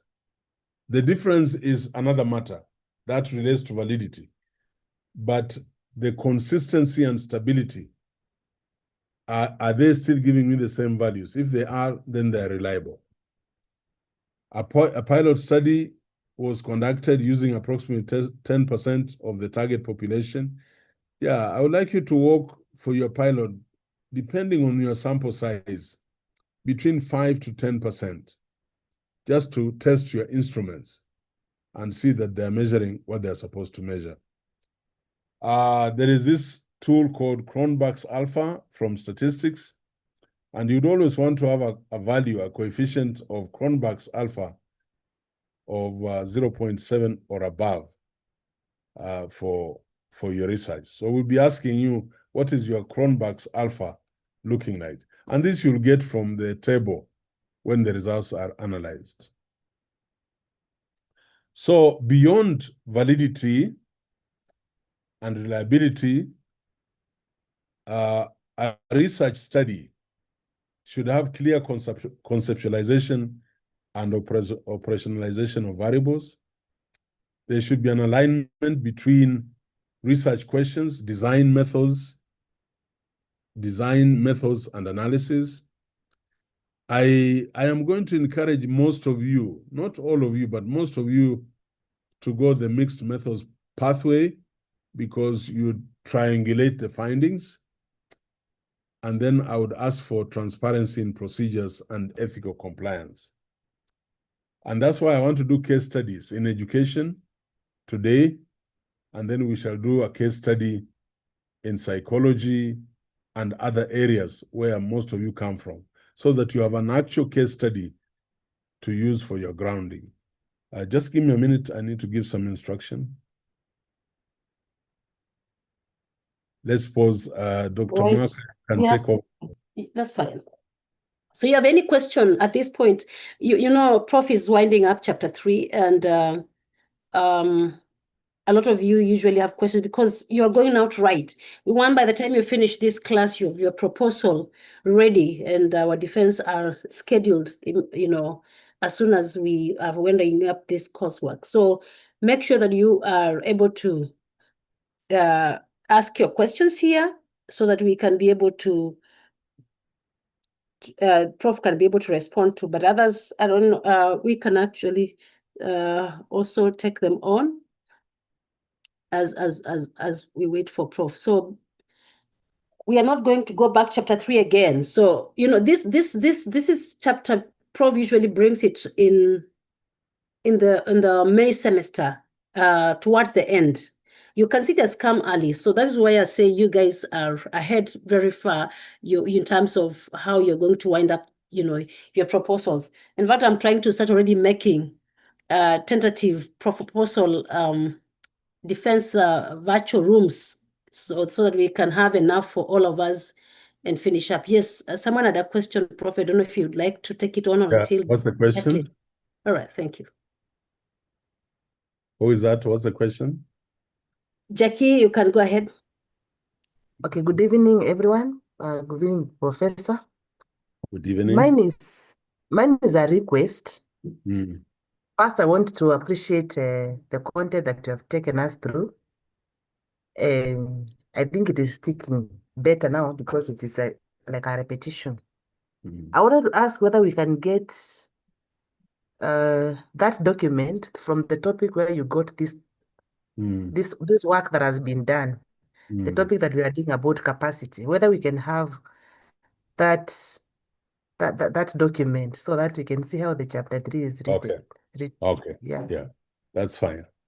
Okay, let me just finish these slides because I want us to, we'll take a break of 5 minutes and then we will start with the first case study. So Agnes and Gashoki, you can ask after this. No, let them ask if they have. All right, Agnes, go ahead, and then Rosalind. Okay. Good evening. I have a question. Operationalization and policy implementation capacity. There's something you talked about that we ensure it aligns with the managerial efficiency and policy and the service delivery theory. I didn't clearly get about the service delivery theory. Yeah. If you, by the way, this is a topic I'm using to run through chapter 3. When you have your own topic, and that's what I'm doing now with your chapter 1s, is I am very keen about the theory of application. So there are many service delivery theories. Like today, the running theory is design for delight. There are a lot of thinking, a lot of models being developed on how can organization, everything that they do, delight their customers. So we will be urged to make sure that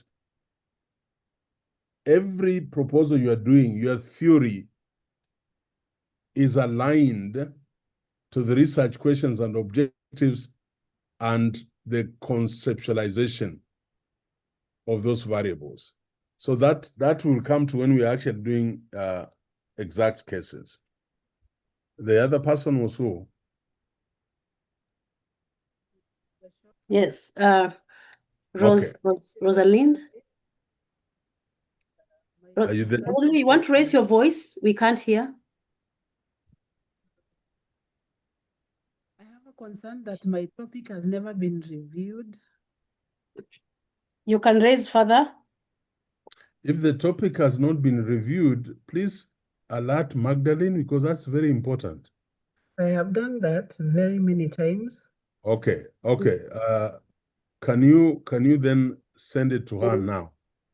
She'll send it to me. I'll give it a priority, because everybody is supposed to have a farm topic. All right. Yeah.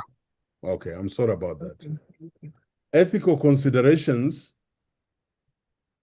You need ethical approval at Daystar. We have an ERB board in Daystar, and you'll also need approval from the National Council of Science and Technology, NACOSTI. You'll have to get informed consent from the respondents. People must tell you, yes, I'll participate in your study. You have to maintain confidentiality and anonymity, and tell me how you're going to protect your participants. So what am I saying here? These aspects I have listed are the aspects I'll want you to write on for me, how you're going to ensure ethical considerations.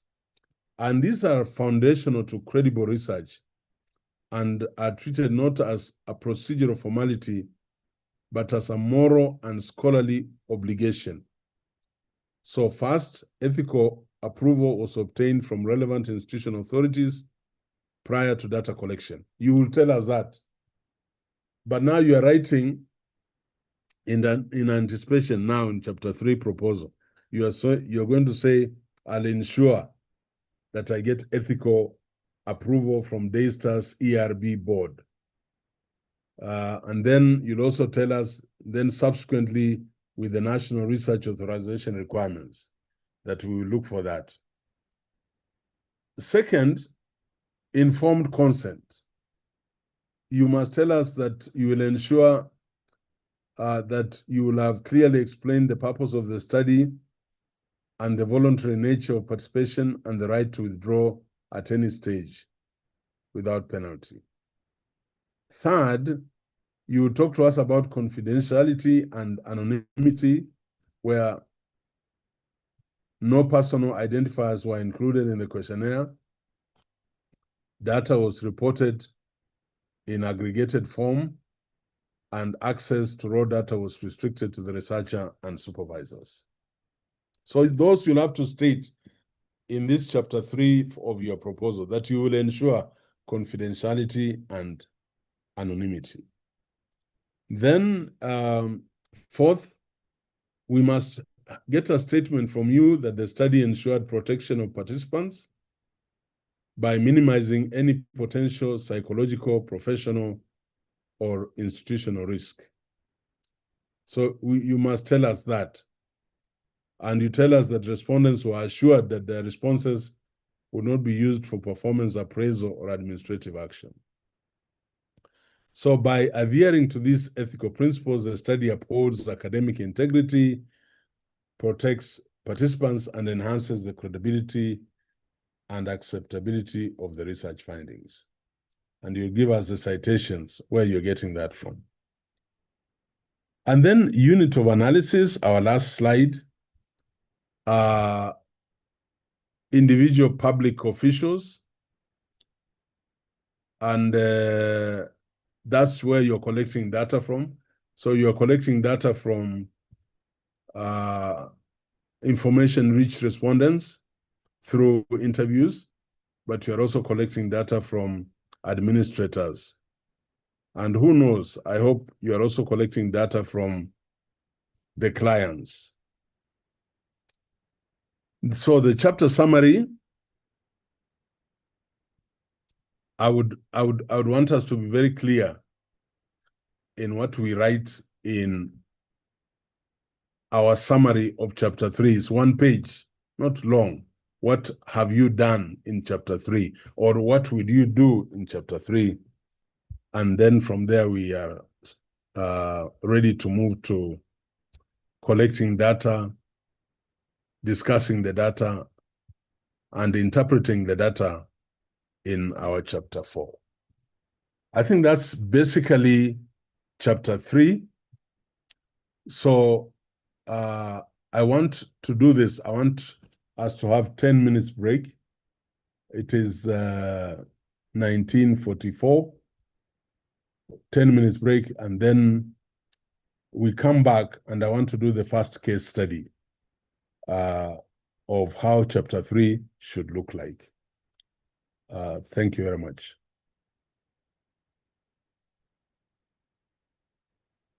Okay, so guys, you have 10 minutes. I'll put a timer here so that it reminds us you have 10 minutes.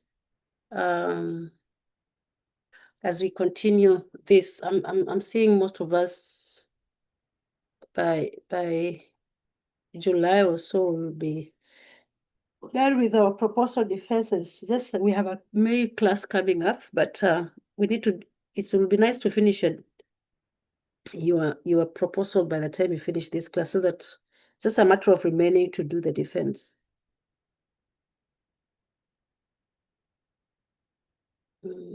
I'm supposed to share all participants. So, yeah. So let me get some waters. You get your water, sit there, right there, coffee, water, tea, or whatever you want to take. Don't leave the class. By the way, remember we have the lab marathon coming up. Please register. It will be nice to connect with each other. It will be nice to connect with each other, and it will be nice to also run a race that is worth the run.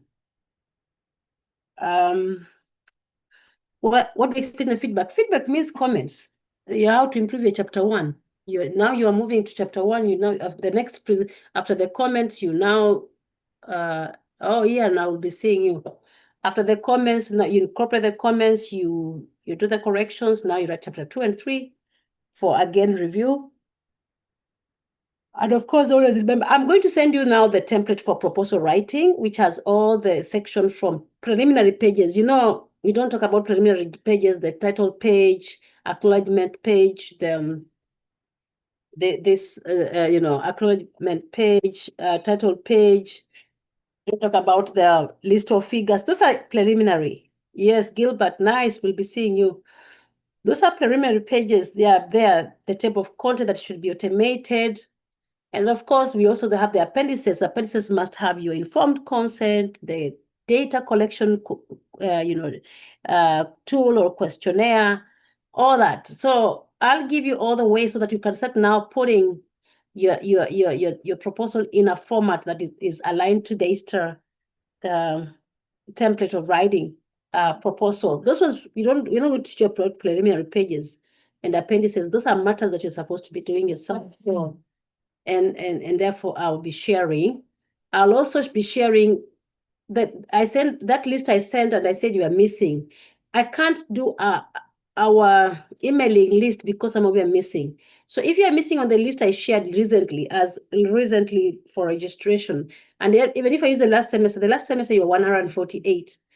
I'll have to create for you. I'm going to create emails for you. I mean, a database for called Cohort 3 at deisa.ac.ke. I had Cohort 1 at deisa.ac.ke. I had Cohort 2 at deisa.ac.ke, and then I don't have Cohort 3 yet. So that now I'll be sending there a lot of all that information so that you can be able to also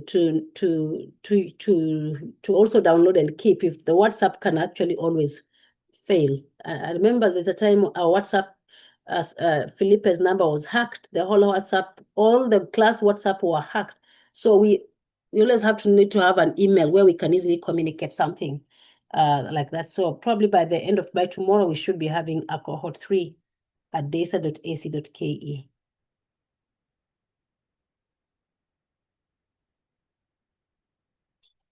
So I'll post on the WhatsApp a list. If you are missing on that list, you must say, because once you create that database, you'll be missing some of the communications if you're not on the list of the 148. Yeah. Hello, good evening, Doctor. Sure, go ahead. Yeah, I was asking, when should we expect our feedback from one? When? Well, Prof is there, is going through that. He should be able to go through. I guess because you're also going to be starting to write up your chapter 2 and 3, and I know now Prof will not be, because this is a discipline seminar in discipline inquiry. It is nursing was not in the list. Oh yeah, nursing was not on the list. Cohort 3. Yeah, we usually may not have the Cohort 3 on the nursing on that list, in the sense that they have another group. So we communicate. Even when I do, I also copy on the WhatsApp. I also send their dean the communication. Regarding feedback, I think Prof is already working. Already some have already been submitted probably. So you'll get your feedback. But meanwhile, since the topic was approved, if I were you, I would be already starting to think about my chapter 2, formulating my chapter 2 and chapter 3, even as I wait for chapter 1 feedback. Especially chapter 2, you see, it's literature around that study. So it would be nice to be thinking of having it. So as soon as we are sent, we'll be able to give it to you. Okay. Yeah.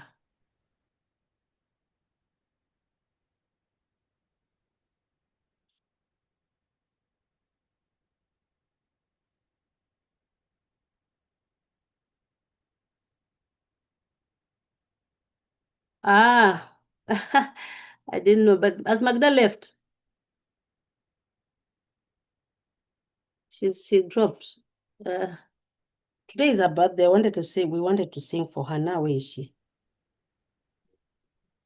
Let me tell her to come in, then we sing for her. All right. I would like us to resume because of time. First of all, I'm very worried about the nursing cohort. And I want the coordinators and the rep for the nursing group to organize for a 3-hour presentation for the nurses, because they might not be available to go through our case studies, but I can sacrifice to just meet the nursing group and do their case study with them as we run through the whole process. These case studies are very important, and we will try as much as possible to have them enrich your experience. That's my whole idea. Somebody has asked, how long are we getting your chapter 1s? I have your chapter 1s, let me say about 50 students done. But I don't want to dispatch, I want them dispatched once, for reasons I know why. But let me give you an example so that you kind of see the kind of work I have. So this is the proposal, still very in the formative stages, by Abdul Said Shaban. He's doing the role of music education in enhancing holistic development of learners in junior secondary schools in Nairobi, Kenya. So I've gone through the work of, you can see it's very, very raw. So once I look at this work, I then do. Sir. Sorry. Were you projecting something? Yeah, I thought I had projected. It's not projecting? No, sir. Oh my God, that's okay. Just a minute. Thank you. You're about to. Oh, and then I became lazy. I'm saying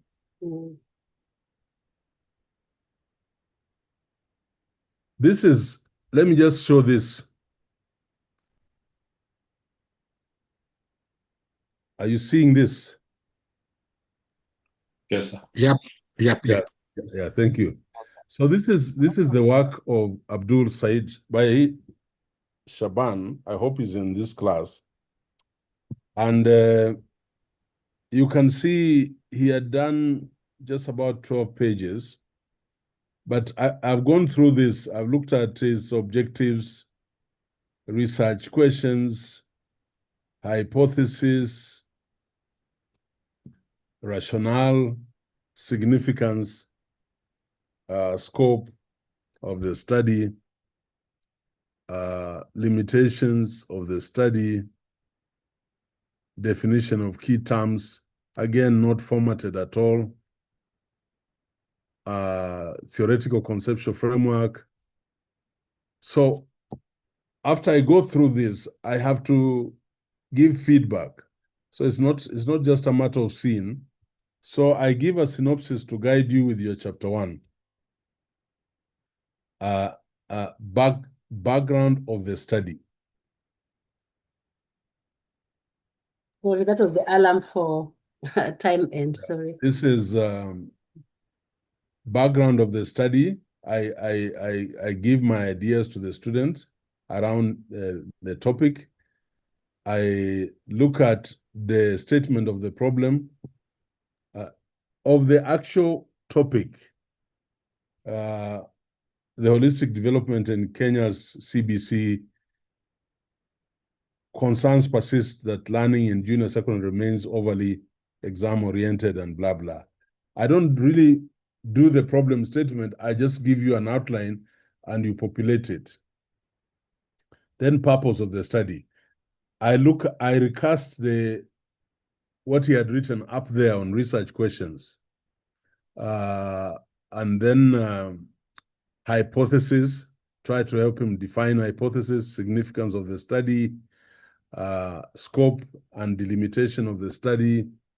I touch the conceptual framework, and then definition of terms. Although I've not put the citations, he has to look for citations, whose definitions these are, and then I send it back to you. So I want you to appreciate this is, we are actually helping you shape that chapter 1 and freeze it and move to chapter 2. And that's why it's taking a bit of time. So we are almost there. I don't want to say when, but once I have finished everybody's, you'll have them. But this is the kind. So don't worry about the time that has gone, because when you get this, you'll rush through your chapter 1 very easily. It is guided very closely. But meanwhile, immerse yourself in those green pastures. What are those green pastures? Huh? Green pastures ni nini hiyo? Literature review. Yeah, literature review. You have work to do. You let me do my work so that if you have immersed yourself in those green pastures, and I send you what I've done, it means your chapter 1 is done and you are now in chapter 2. Yeah. So you see at Daystar we have coded language, green pastures, and people will wonder what are those green pastures? And they're not very green, by the way. Yeah. All right. Yes, John. There's John with a hand up. Is it? Yes. Good evening, Prof. I think that feedback looks like it's very detailed, and I thank you for that. Yeah. Perhaps maybe the guideline that would help is there going to be a time frame? So, for example, say by the time I've submitted all your feedback, and then when is the time that I do expect now to start receiving your chapter 2s? Okay, I think that would be helpful, but no doubt that feedback is completely, it's very detailed. Thank you for that. Yeah, we'll do that, and that's what shepherding is all about. So yeah, I hear what you're saying. We'll try and make sure that is done. So allow me to look at the case study of chapter 1.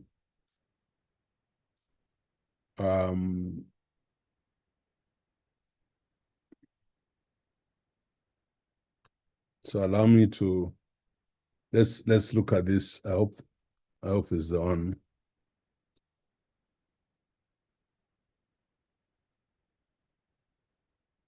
So this is case study 1.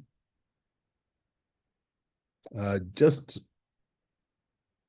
want you to look at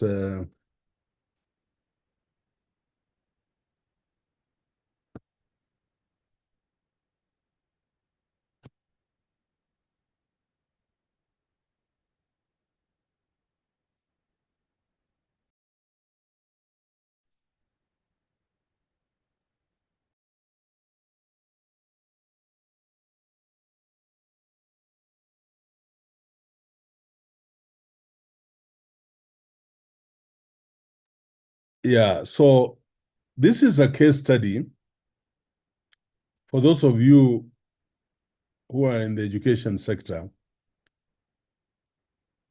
The role of policy formulation in education in Kenya since independence, myths and realities. And I've just put this down as universal, but you'll check your graduate manual and see how to adjust it. So, chapter 3, research methodology. And Caro, I want you to list readers for me. And please pay attention because I'm going to amplify certain things. So pick us a reader to start us off. All right. Thank you, Prof. I'll just go by the hands raised. So we begin with Violet Akibaya, first person to raise. So yes, let's go with Violet. Thank you, Daktari. Independence, myths, and realities. This chapter is... No, sorry. Okay. Below is a complete chapter 3, research methodology, for the study titled, The Role of Policy Formulation in Education in Kenya Since Independence, Myths and Realities. This chapter is structured in a standard academic format and can be adapted to your university's specific thesis guidelines. Chapter 3, Research Methodology. 3.1, Introduction. Kindly, okay. Yeah, that's okay. Yeah. Okay, thank you. This chapter outlines the methodological approach used to investigate the role of policy formulation in education in Kenya since independence, and to distinguish between the myths and realities surrounding this role. It explains the research design, target population, sampling procedures, data collection methods, research instruments, validity and reliability considerations, data analysis techniques, as well as ethical considerations that guided the study. 3.2. research design. This study adopts a mixed method. Please pause. I'm sorry. I was giving instructions. Introduction. Please just go through it again. That's not Violet. Yeah. Go through it again. I want to be sure, yeah. This chapter outlines the methodological approach used to investigate the role of policy formulation in education in Kenya since independence, and to distinguish between the myths and realities surrounding this role. It explains the research design, target population, sampling procedures, data collection methods, research instruments, validity and reliability considerations, data analysis techniques, as well as ethical consideration that guided the study. Yeah. So everybody will tell us what this chapter is about. And now that's where you give us your title. And you will tell us it explains the research design, the target population, sampling procedures, data collection methods, research instruments, validity, reliability considerations, and data analysis techniques. I want you to add that you will start with the philosophical underpinnings. Philosophical underpinnings. And everybody should be sure of that. Everybody, philosophical underpinnings. Yeah? So that's the first thing I want to see. Philosophical underpinnings.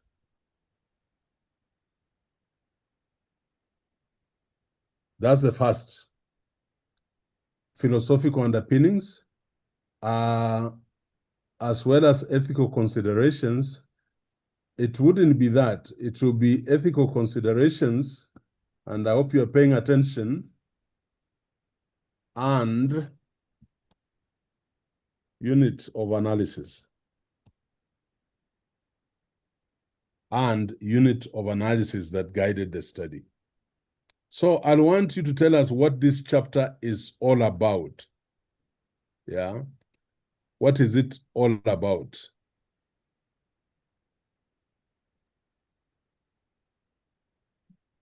That is important. Continue reading. Thank you, Prof. 3.2, research design. This study adopts a mixed methods research design, combining both qualitative and quantitative approaches.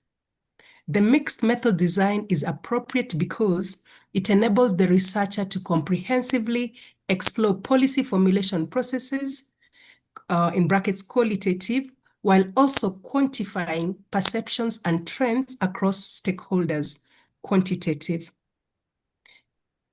The qualitative okay. Carry on, just finish, then I'll make comments. The qualitative component investigates policy development narratives, stakeholder perspectives, and interpretive meaning around myths and realities. The quantitative component measures the extent of policy impact on selected education outcomes, for example, access, equity, and quality, through structured instruments. This design increases triangulation and strengthens the validity of findings by enabling cross-verification of data from multiple sources. Thank you very much. Very good reading. Thank you, the Prof. Research design, you must tell me what it is all about. What does it mean? If you're using the mixed methods design, and then you will tell me what the qualitative component, what does it investigate? So we are talking about policy development narratives, stakeholder perspectives, and interpretive meaning around myths and realities. a good student of research, when you saw that this topic was about myths and realities, then this is about perceptions. And inevitably, you then have to collect data qualitatively.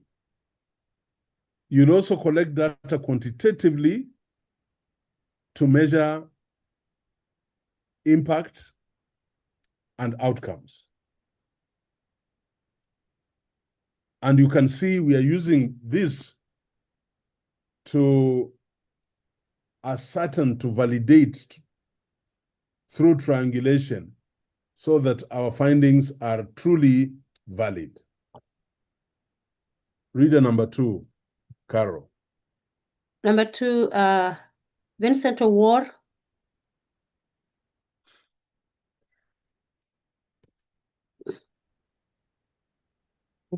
Thank you, Daktari. 3.3, study local. Study focuses on Kenya's national and county education ecosystem, including Ministry of Education headquarters in Nairobi, selected public secondary schools in Nairobi, Kisumu, and Machakos counties, teacher training colleges, universities offering education policy and administration programs. These sites were selected because they represent key policy implementation points and knowledge hubs on education policy formulation. Yes, now, yeah. You must, each one of us will have that section. By the way, I hope you know there's just a slight adjustment.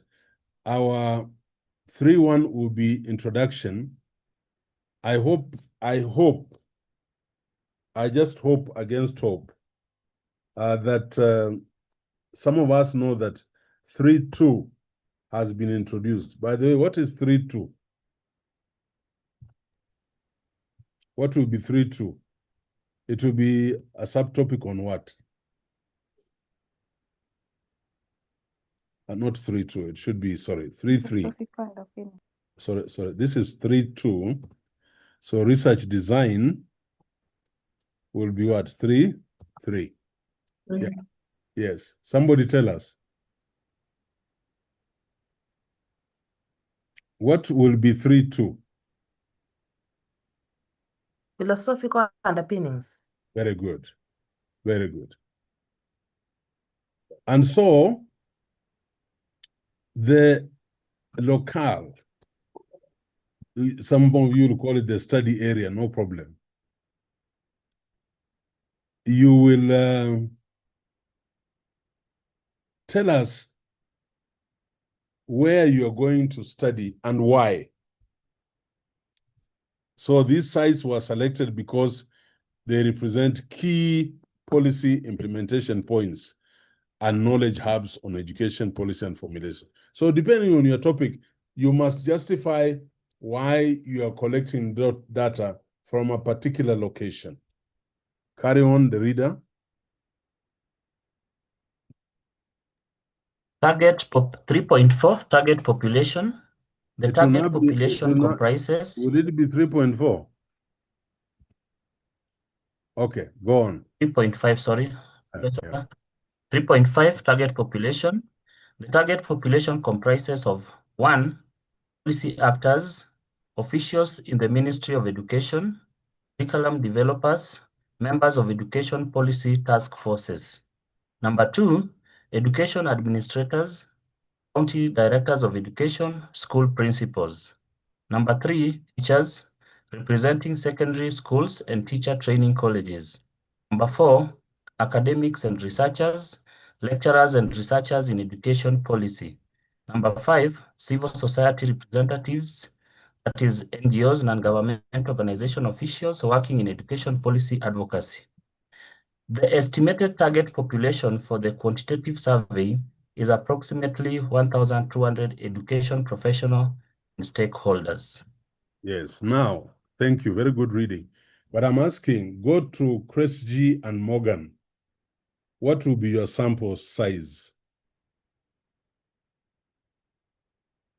If this was the global picture.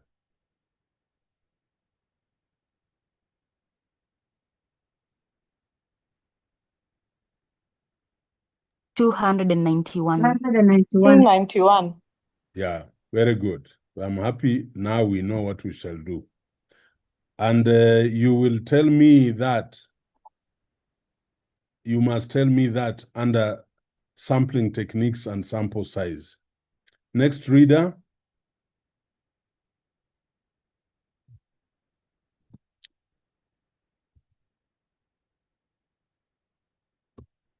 Next reader, that should have been Felix Imbiaha.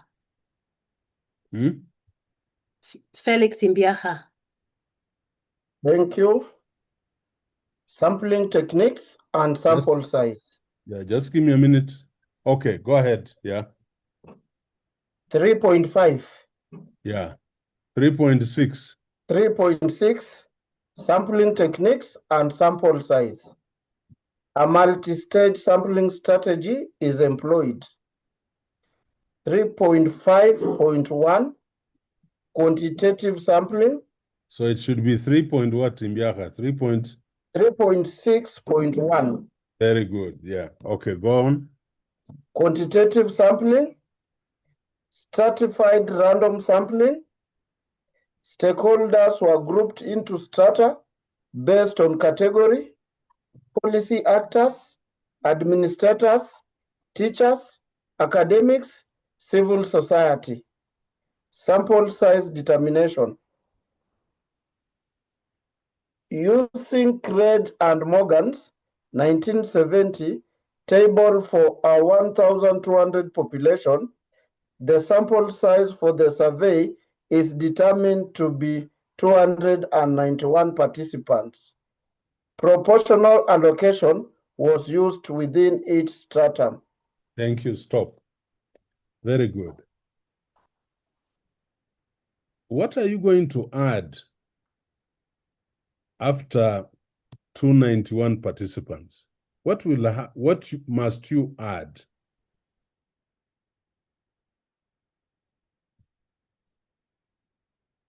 What must you add?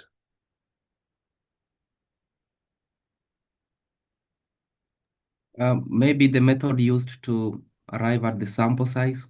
Yes. Yeah. And remember the confidence level.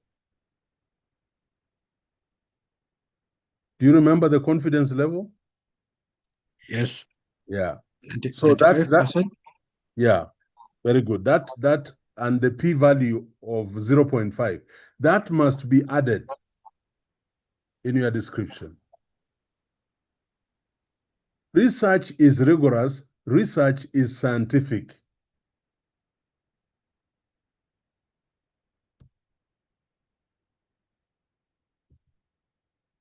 Next reader. No, I like this one. Okay. Proportional allocation was used within each strata.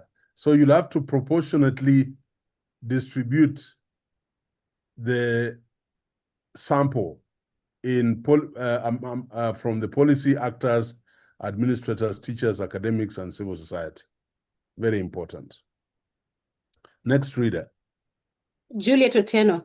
I think there, Prof. I was just looking and also just thinking again, since this is a sample document, the language in proposal will be more futuristic. Yeah, it will be. Yeah, it is of course futuristic to come, but then when you finish, you have to come and tell us what you did. Exactly. And I'm sorry, I stopped this gentleman. He had not finished. He's actually on 3.6. There are many. The 11 want to read. Continue, Felix. Then 3.6.2. Yeah. Qualitative sampling. Purposive sampling. Key informants were selected based on their experience and expertise. 10 Ministry of Education officials involved in policy formulation, 15 education administrators, 10 academics/researchers, 10 civil society representatives. Total qualitative sample, 45 key informants. Thank you. And don't tell me why 10, why 15, because this is purposive. You'll be looking for information-rich respondents. Next reader. 3.7 Data collection methods. 3.71 Document analysis. Historical policy documents from independent to present. Example, education acts, sessional papers, commission reports will be reviewed to trace policy formulation, milestone, and evaluate stated objectives versus observed outcomes. 3.7. Yes. Can you pause?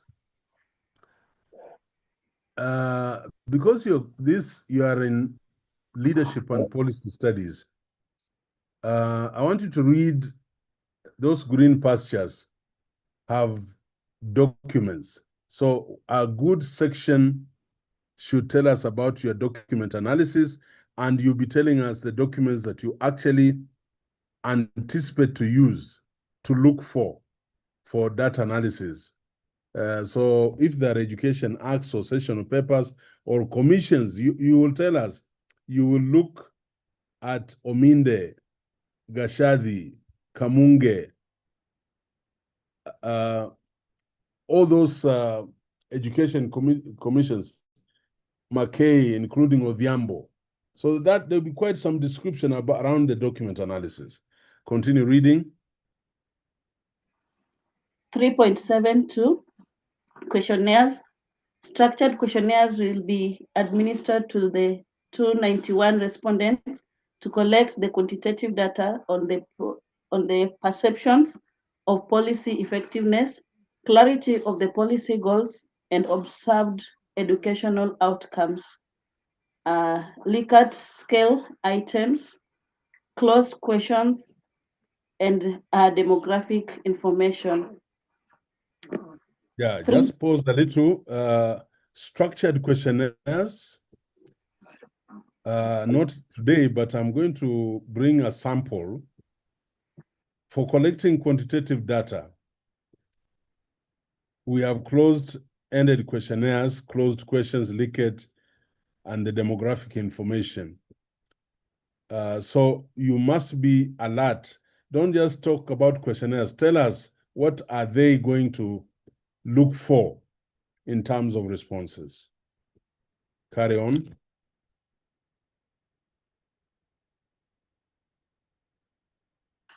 3.73 Interviews.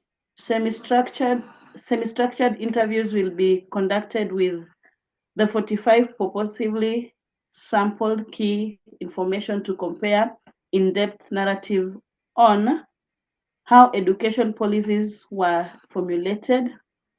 Number 2, stakeholders' engagement in policy process and the interpretation of myths versus realities of the policy impact. Yes. And then 3.74 focus group discussions. The focus group discussions will groups of teachers and administration will be conducted to explore collective perceptions of policy formulation and implementation challenges. Yeah, very good. So you will have FGDs, focus group discussions. Many of you will have to do FDGs to collect that in a more efficient way. Next reader.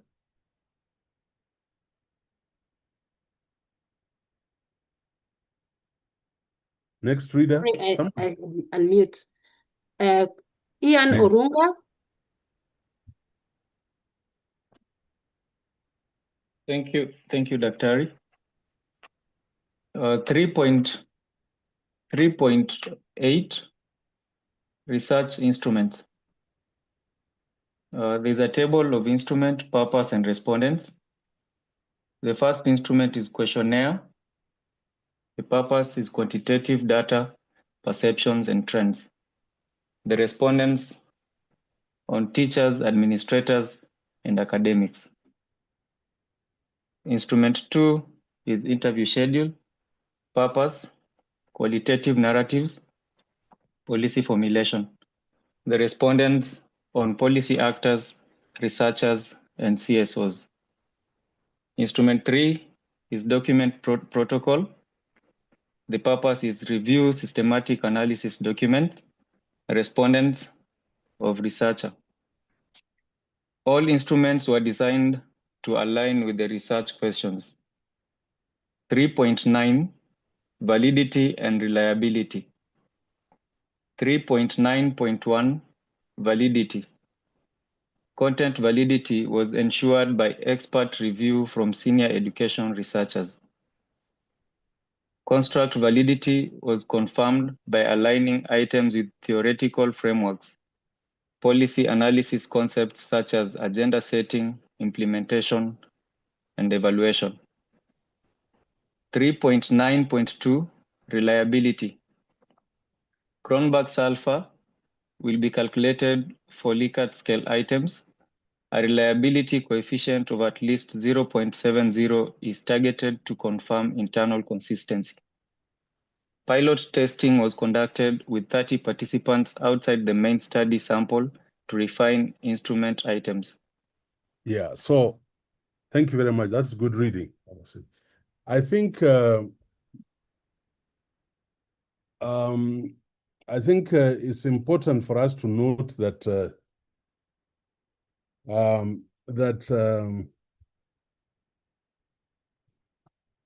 this Cronbach's alpha is done on your instrument to ensure that there is reliability. And that just means that there is internal consistency, that the questionnaire was structured and it is consistent in what it is asking for. So what am I saying? In your chapter 3, I would like to see validity discussed, and I would like to see reliability discussed, because those two will determine the truthfulness or the trustworthiness of your data. Next reader. Next reader. Let's have Nachi. Yes, thank you, Doc. So 3.10 now? No, or 9? Yeah, it is 3.10. 3.10. Data analysis techniques, 3.11. Quantitative data. How do you put that? 3.10.1. Oh, thank you. And you know, I'll want this sequence when I'm looking at your proposals. Carry on. So 3.10.1, quantitative data, coded and entered into SPSS software, descriptive statistics, the means and frequencies, inferential statistics, the chi-square tests, correlation analysis to test relationships between policy perceptions and outcomes. Results will be illustrated using tables and graphs. 3. Yeah. Yeah, go on. 3.11. 3.10.2, qualitative data, thematic analysis following Brown and Clark's framework, coding of interview and FDG transcripts, identification of key themes around myths and realities, narrative interpretation supported by direct quotes. Yeah, so you have chapter 3 under qualitative data. I want you to tell me in detail how you carried out the categorization, the cleaning of data, the categorization, and the theming of the same. following Brown and Clark's framework. And then I want to see how you coded the interview and the focus group discussion transcripts and which themes came out around myths and realities. That would be very interesting discussion where language now tells us you are really maturing into a master's graduate, and narratives supported by direct quotes. We would like to see you quote people saying their frustrations with the policy changes, what they think about 844 verbatim, and you quote them under qualitative data. So you'll be saying that narrative interpretation of my data on interviews and the quotes will be supported, and the quotes will be inserted in the chapter 4 discussion. Yes, finish with that one, document analysis.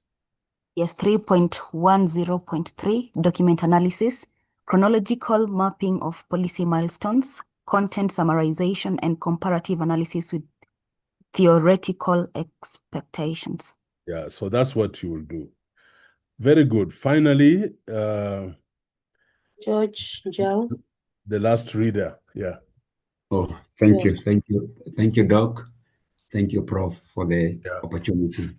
We have 3.11.0, ethical considerations. 1, informed consent obtained from all participants. 2, confidentiality ensured through anonymized reporting. 3, voluntary participation emphasized. Research approval from the relevant institutional review board, that is IRB, obtained. Participants were informed of their rights, including withdrawal at any time without penalty. Yeah, pause. So all these things will be in future tense. So informed consent will be obtained. Confidentiality will be ensured. Voluntary participation will be adopted. And research approvals from the Daystar IRB and the national one, NACOSTI, will be sought for. And that participants will be informed of their rights, including withdrawal at any time without penalty. So this is proposal. And then when we are doing the final thesis, we now say participants were informed. Please finish that off for us, the chapter summary. Fine. 3.1, sorry, Prof. Yeah. 3.12, the chapter summary. This chapter detailed the research methodology adopted for investigating the role of policy formulation in education in Kenya since independence. It justified the mixed methods design, described the sampling strategies, data collection instruments, analysis techniques, and ethical safeguards that will ensure the study's rigor and integrity. Yeah, very good reading. There is one section missing, unit of analysis. But I would like, George, can you convert this into proposal language? Just that last under chapter summary. How would you say? How would you write it? Or somebody else, if George can't. Pick one of the hand lifters. Yeah, so Jackie Mse. All right. This chapter will detail the research methodology to be adopted for investigating the role of policy formulation in education in Kenya since independence. It will justify the mixed methods design, describe the sampling strategies, data collection instruments, analysis techniques, and ethical safeguards that will ensure the study's rigor and integrity. Very good. Ladies and gentlemen, that is case study 1. we are going to go through our 5 case studies, and you'll use this as a template to do your chapter 3. I don't want you to just sit there waiting for your chapter 1 inputs. Please go ahead, go and sit in those green pastures. Because you are in the valley. So sit there and work on that as we look forward to your chapter 2. But be assured we will give you enough guidance on chapter 1. That's why it's taking quite a bit of time. Thank you very much. Coordinator, may I stop there? It's 20:33. And well, what a class, what a move. I mean, I've told them they are very lucky to already have this ahead of time. Now it's just up to them to be able to put their house in order, to defend their proposals on time. And they have a lot of time. Remember this seminar also, this is part of the seminar of our discipline inquiry. So basically, more classes will be just where you're trying to put up your work together, because that is more of a research class that brings all the concepts of leadership, education, policy, and institutional leadership and policies in that class as we keep asking questions. And that's why it's called that seminar. And of course, we are now using it also to make sure that you are well-grounded. I think, Frederick, now that you are among the people who had lifted their hands, I think we need to give a Prof time. Thank you for the many whatever. Actually, somebody said, Prof, imagine if Prof was the president of this country, but that is gone. He's a professor of. So I think Frederick will have the honor of appreciating you today. And yeah, but there's somebody who suggested that, and Yes, I was the one who suggested it. why do you think? Why did you suggest? I don't know if, Prof, you've ever had an inkling, then I am the sign you've been looking for. Kindly, if you wish, if you'd like, you could take part in the presidential race. And maybe we could have a change, because you have a different mentality altogether. Not led, because I wonder, would somebody steal billions of billions when you're over 50 and you're stealing $1 billion shillings? That is too much of a greed. Yeah, but no, that's not my forte. I'm happy what I'm doing. And when I retire in the coming two years, They will corrupt him. I'll just go and they can't. You know me, I've worked for a president for 7 years.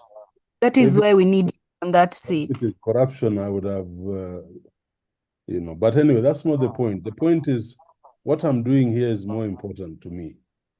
The influence, the multiplier effect. Imagine what you are the president. Okay. Right. Thank you so much. So, Frederick, all the way from Ukokwenyu. Thank you very much. I'm from Kazakhstan, So, Prof, don't go for that. That way they'll be demoting you. You are too qualified for that. Yes. I can remember some times back I was appointed with the principal of a school. I didn't like it. I went back to class because that's where I belong. Yeah. So don't go there. You are too qualified for that. Okay. Yeah. Thank you. So, Frederick, no, I thought you were giving the closing remark as we finish up this chapter 3. And, the overall impression of of the class that you are carrying, now you have to sit in for over 100 students.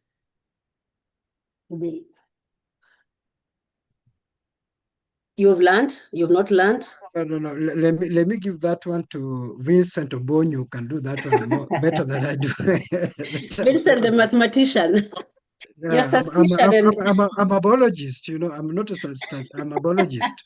But the guy was throwing numbers very fast. Vincent. Obonyo will unify all of us. I am a chemistry person. Not that is you have a chemistry with the Prof, because Prof is also a teacher of chemistry and math. That's my background. Prof, we sincerely just want to thank you. And I know it almost sounds routine, but I'd like to say every time the opportunity is given, we mean it from the heart, because we can see the input, and we can see the sharing of life, even as you use your personal examples. I'm with Christine Munachi on this one, that you moved very quickly away from that very beautiful example that you are giving. And in many ways, it shows just, I like how your mind works.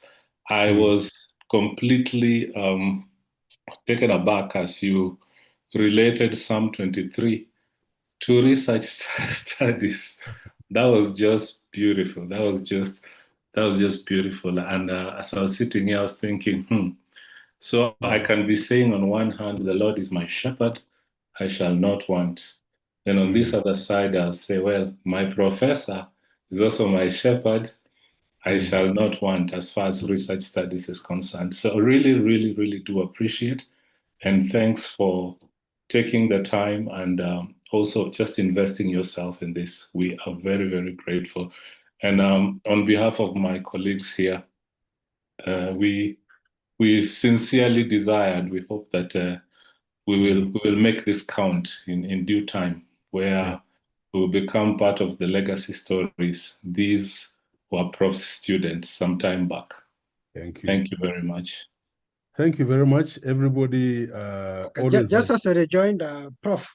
Okay, who is that? Normally, I don't like saying that so and so is a teacher of biology, a teacher of math. We are teacher of children. We teach them biology. You can't say that we're a teacher of children or you're a teacher of biology. You don't teach biology, but you teach children. You teach children biology. Thank you. Asante sana. Mwalimu. All right, everybody, we see you on the 7th as we continue at the lab marathon. Please register. It will be nice to see these beautiful, beautiful, great faces.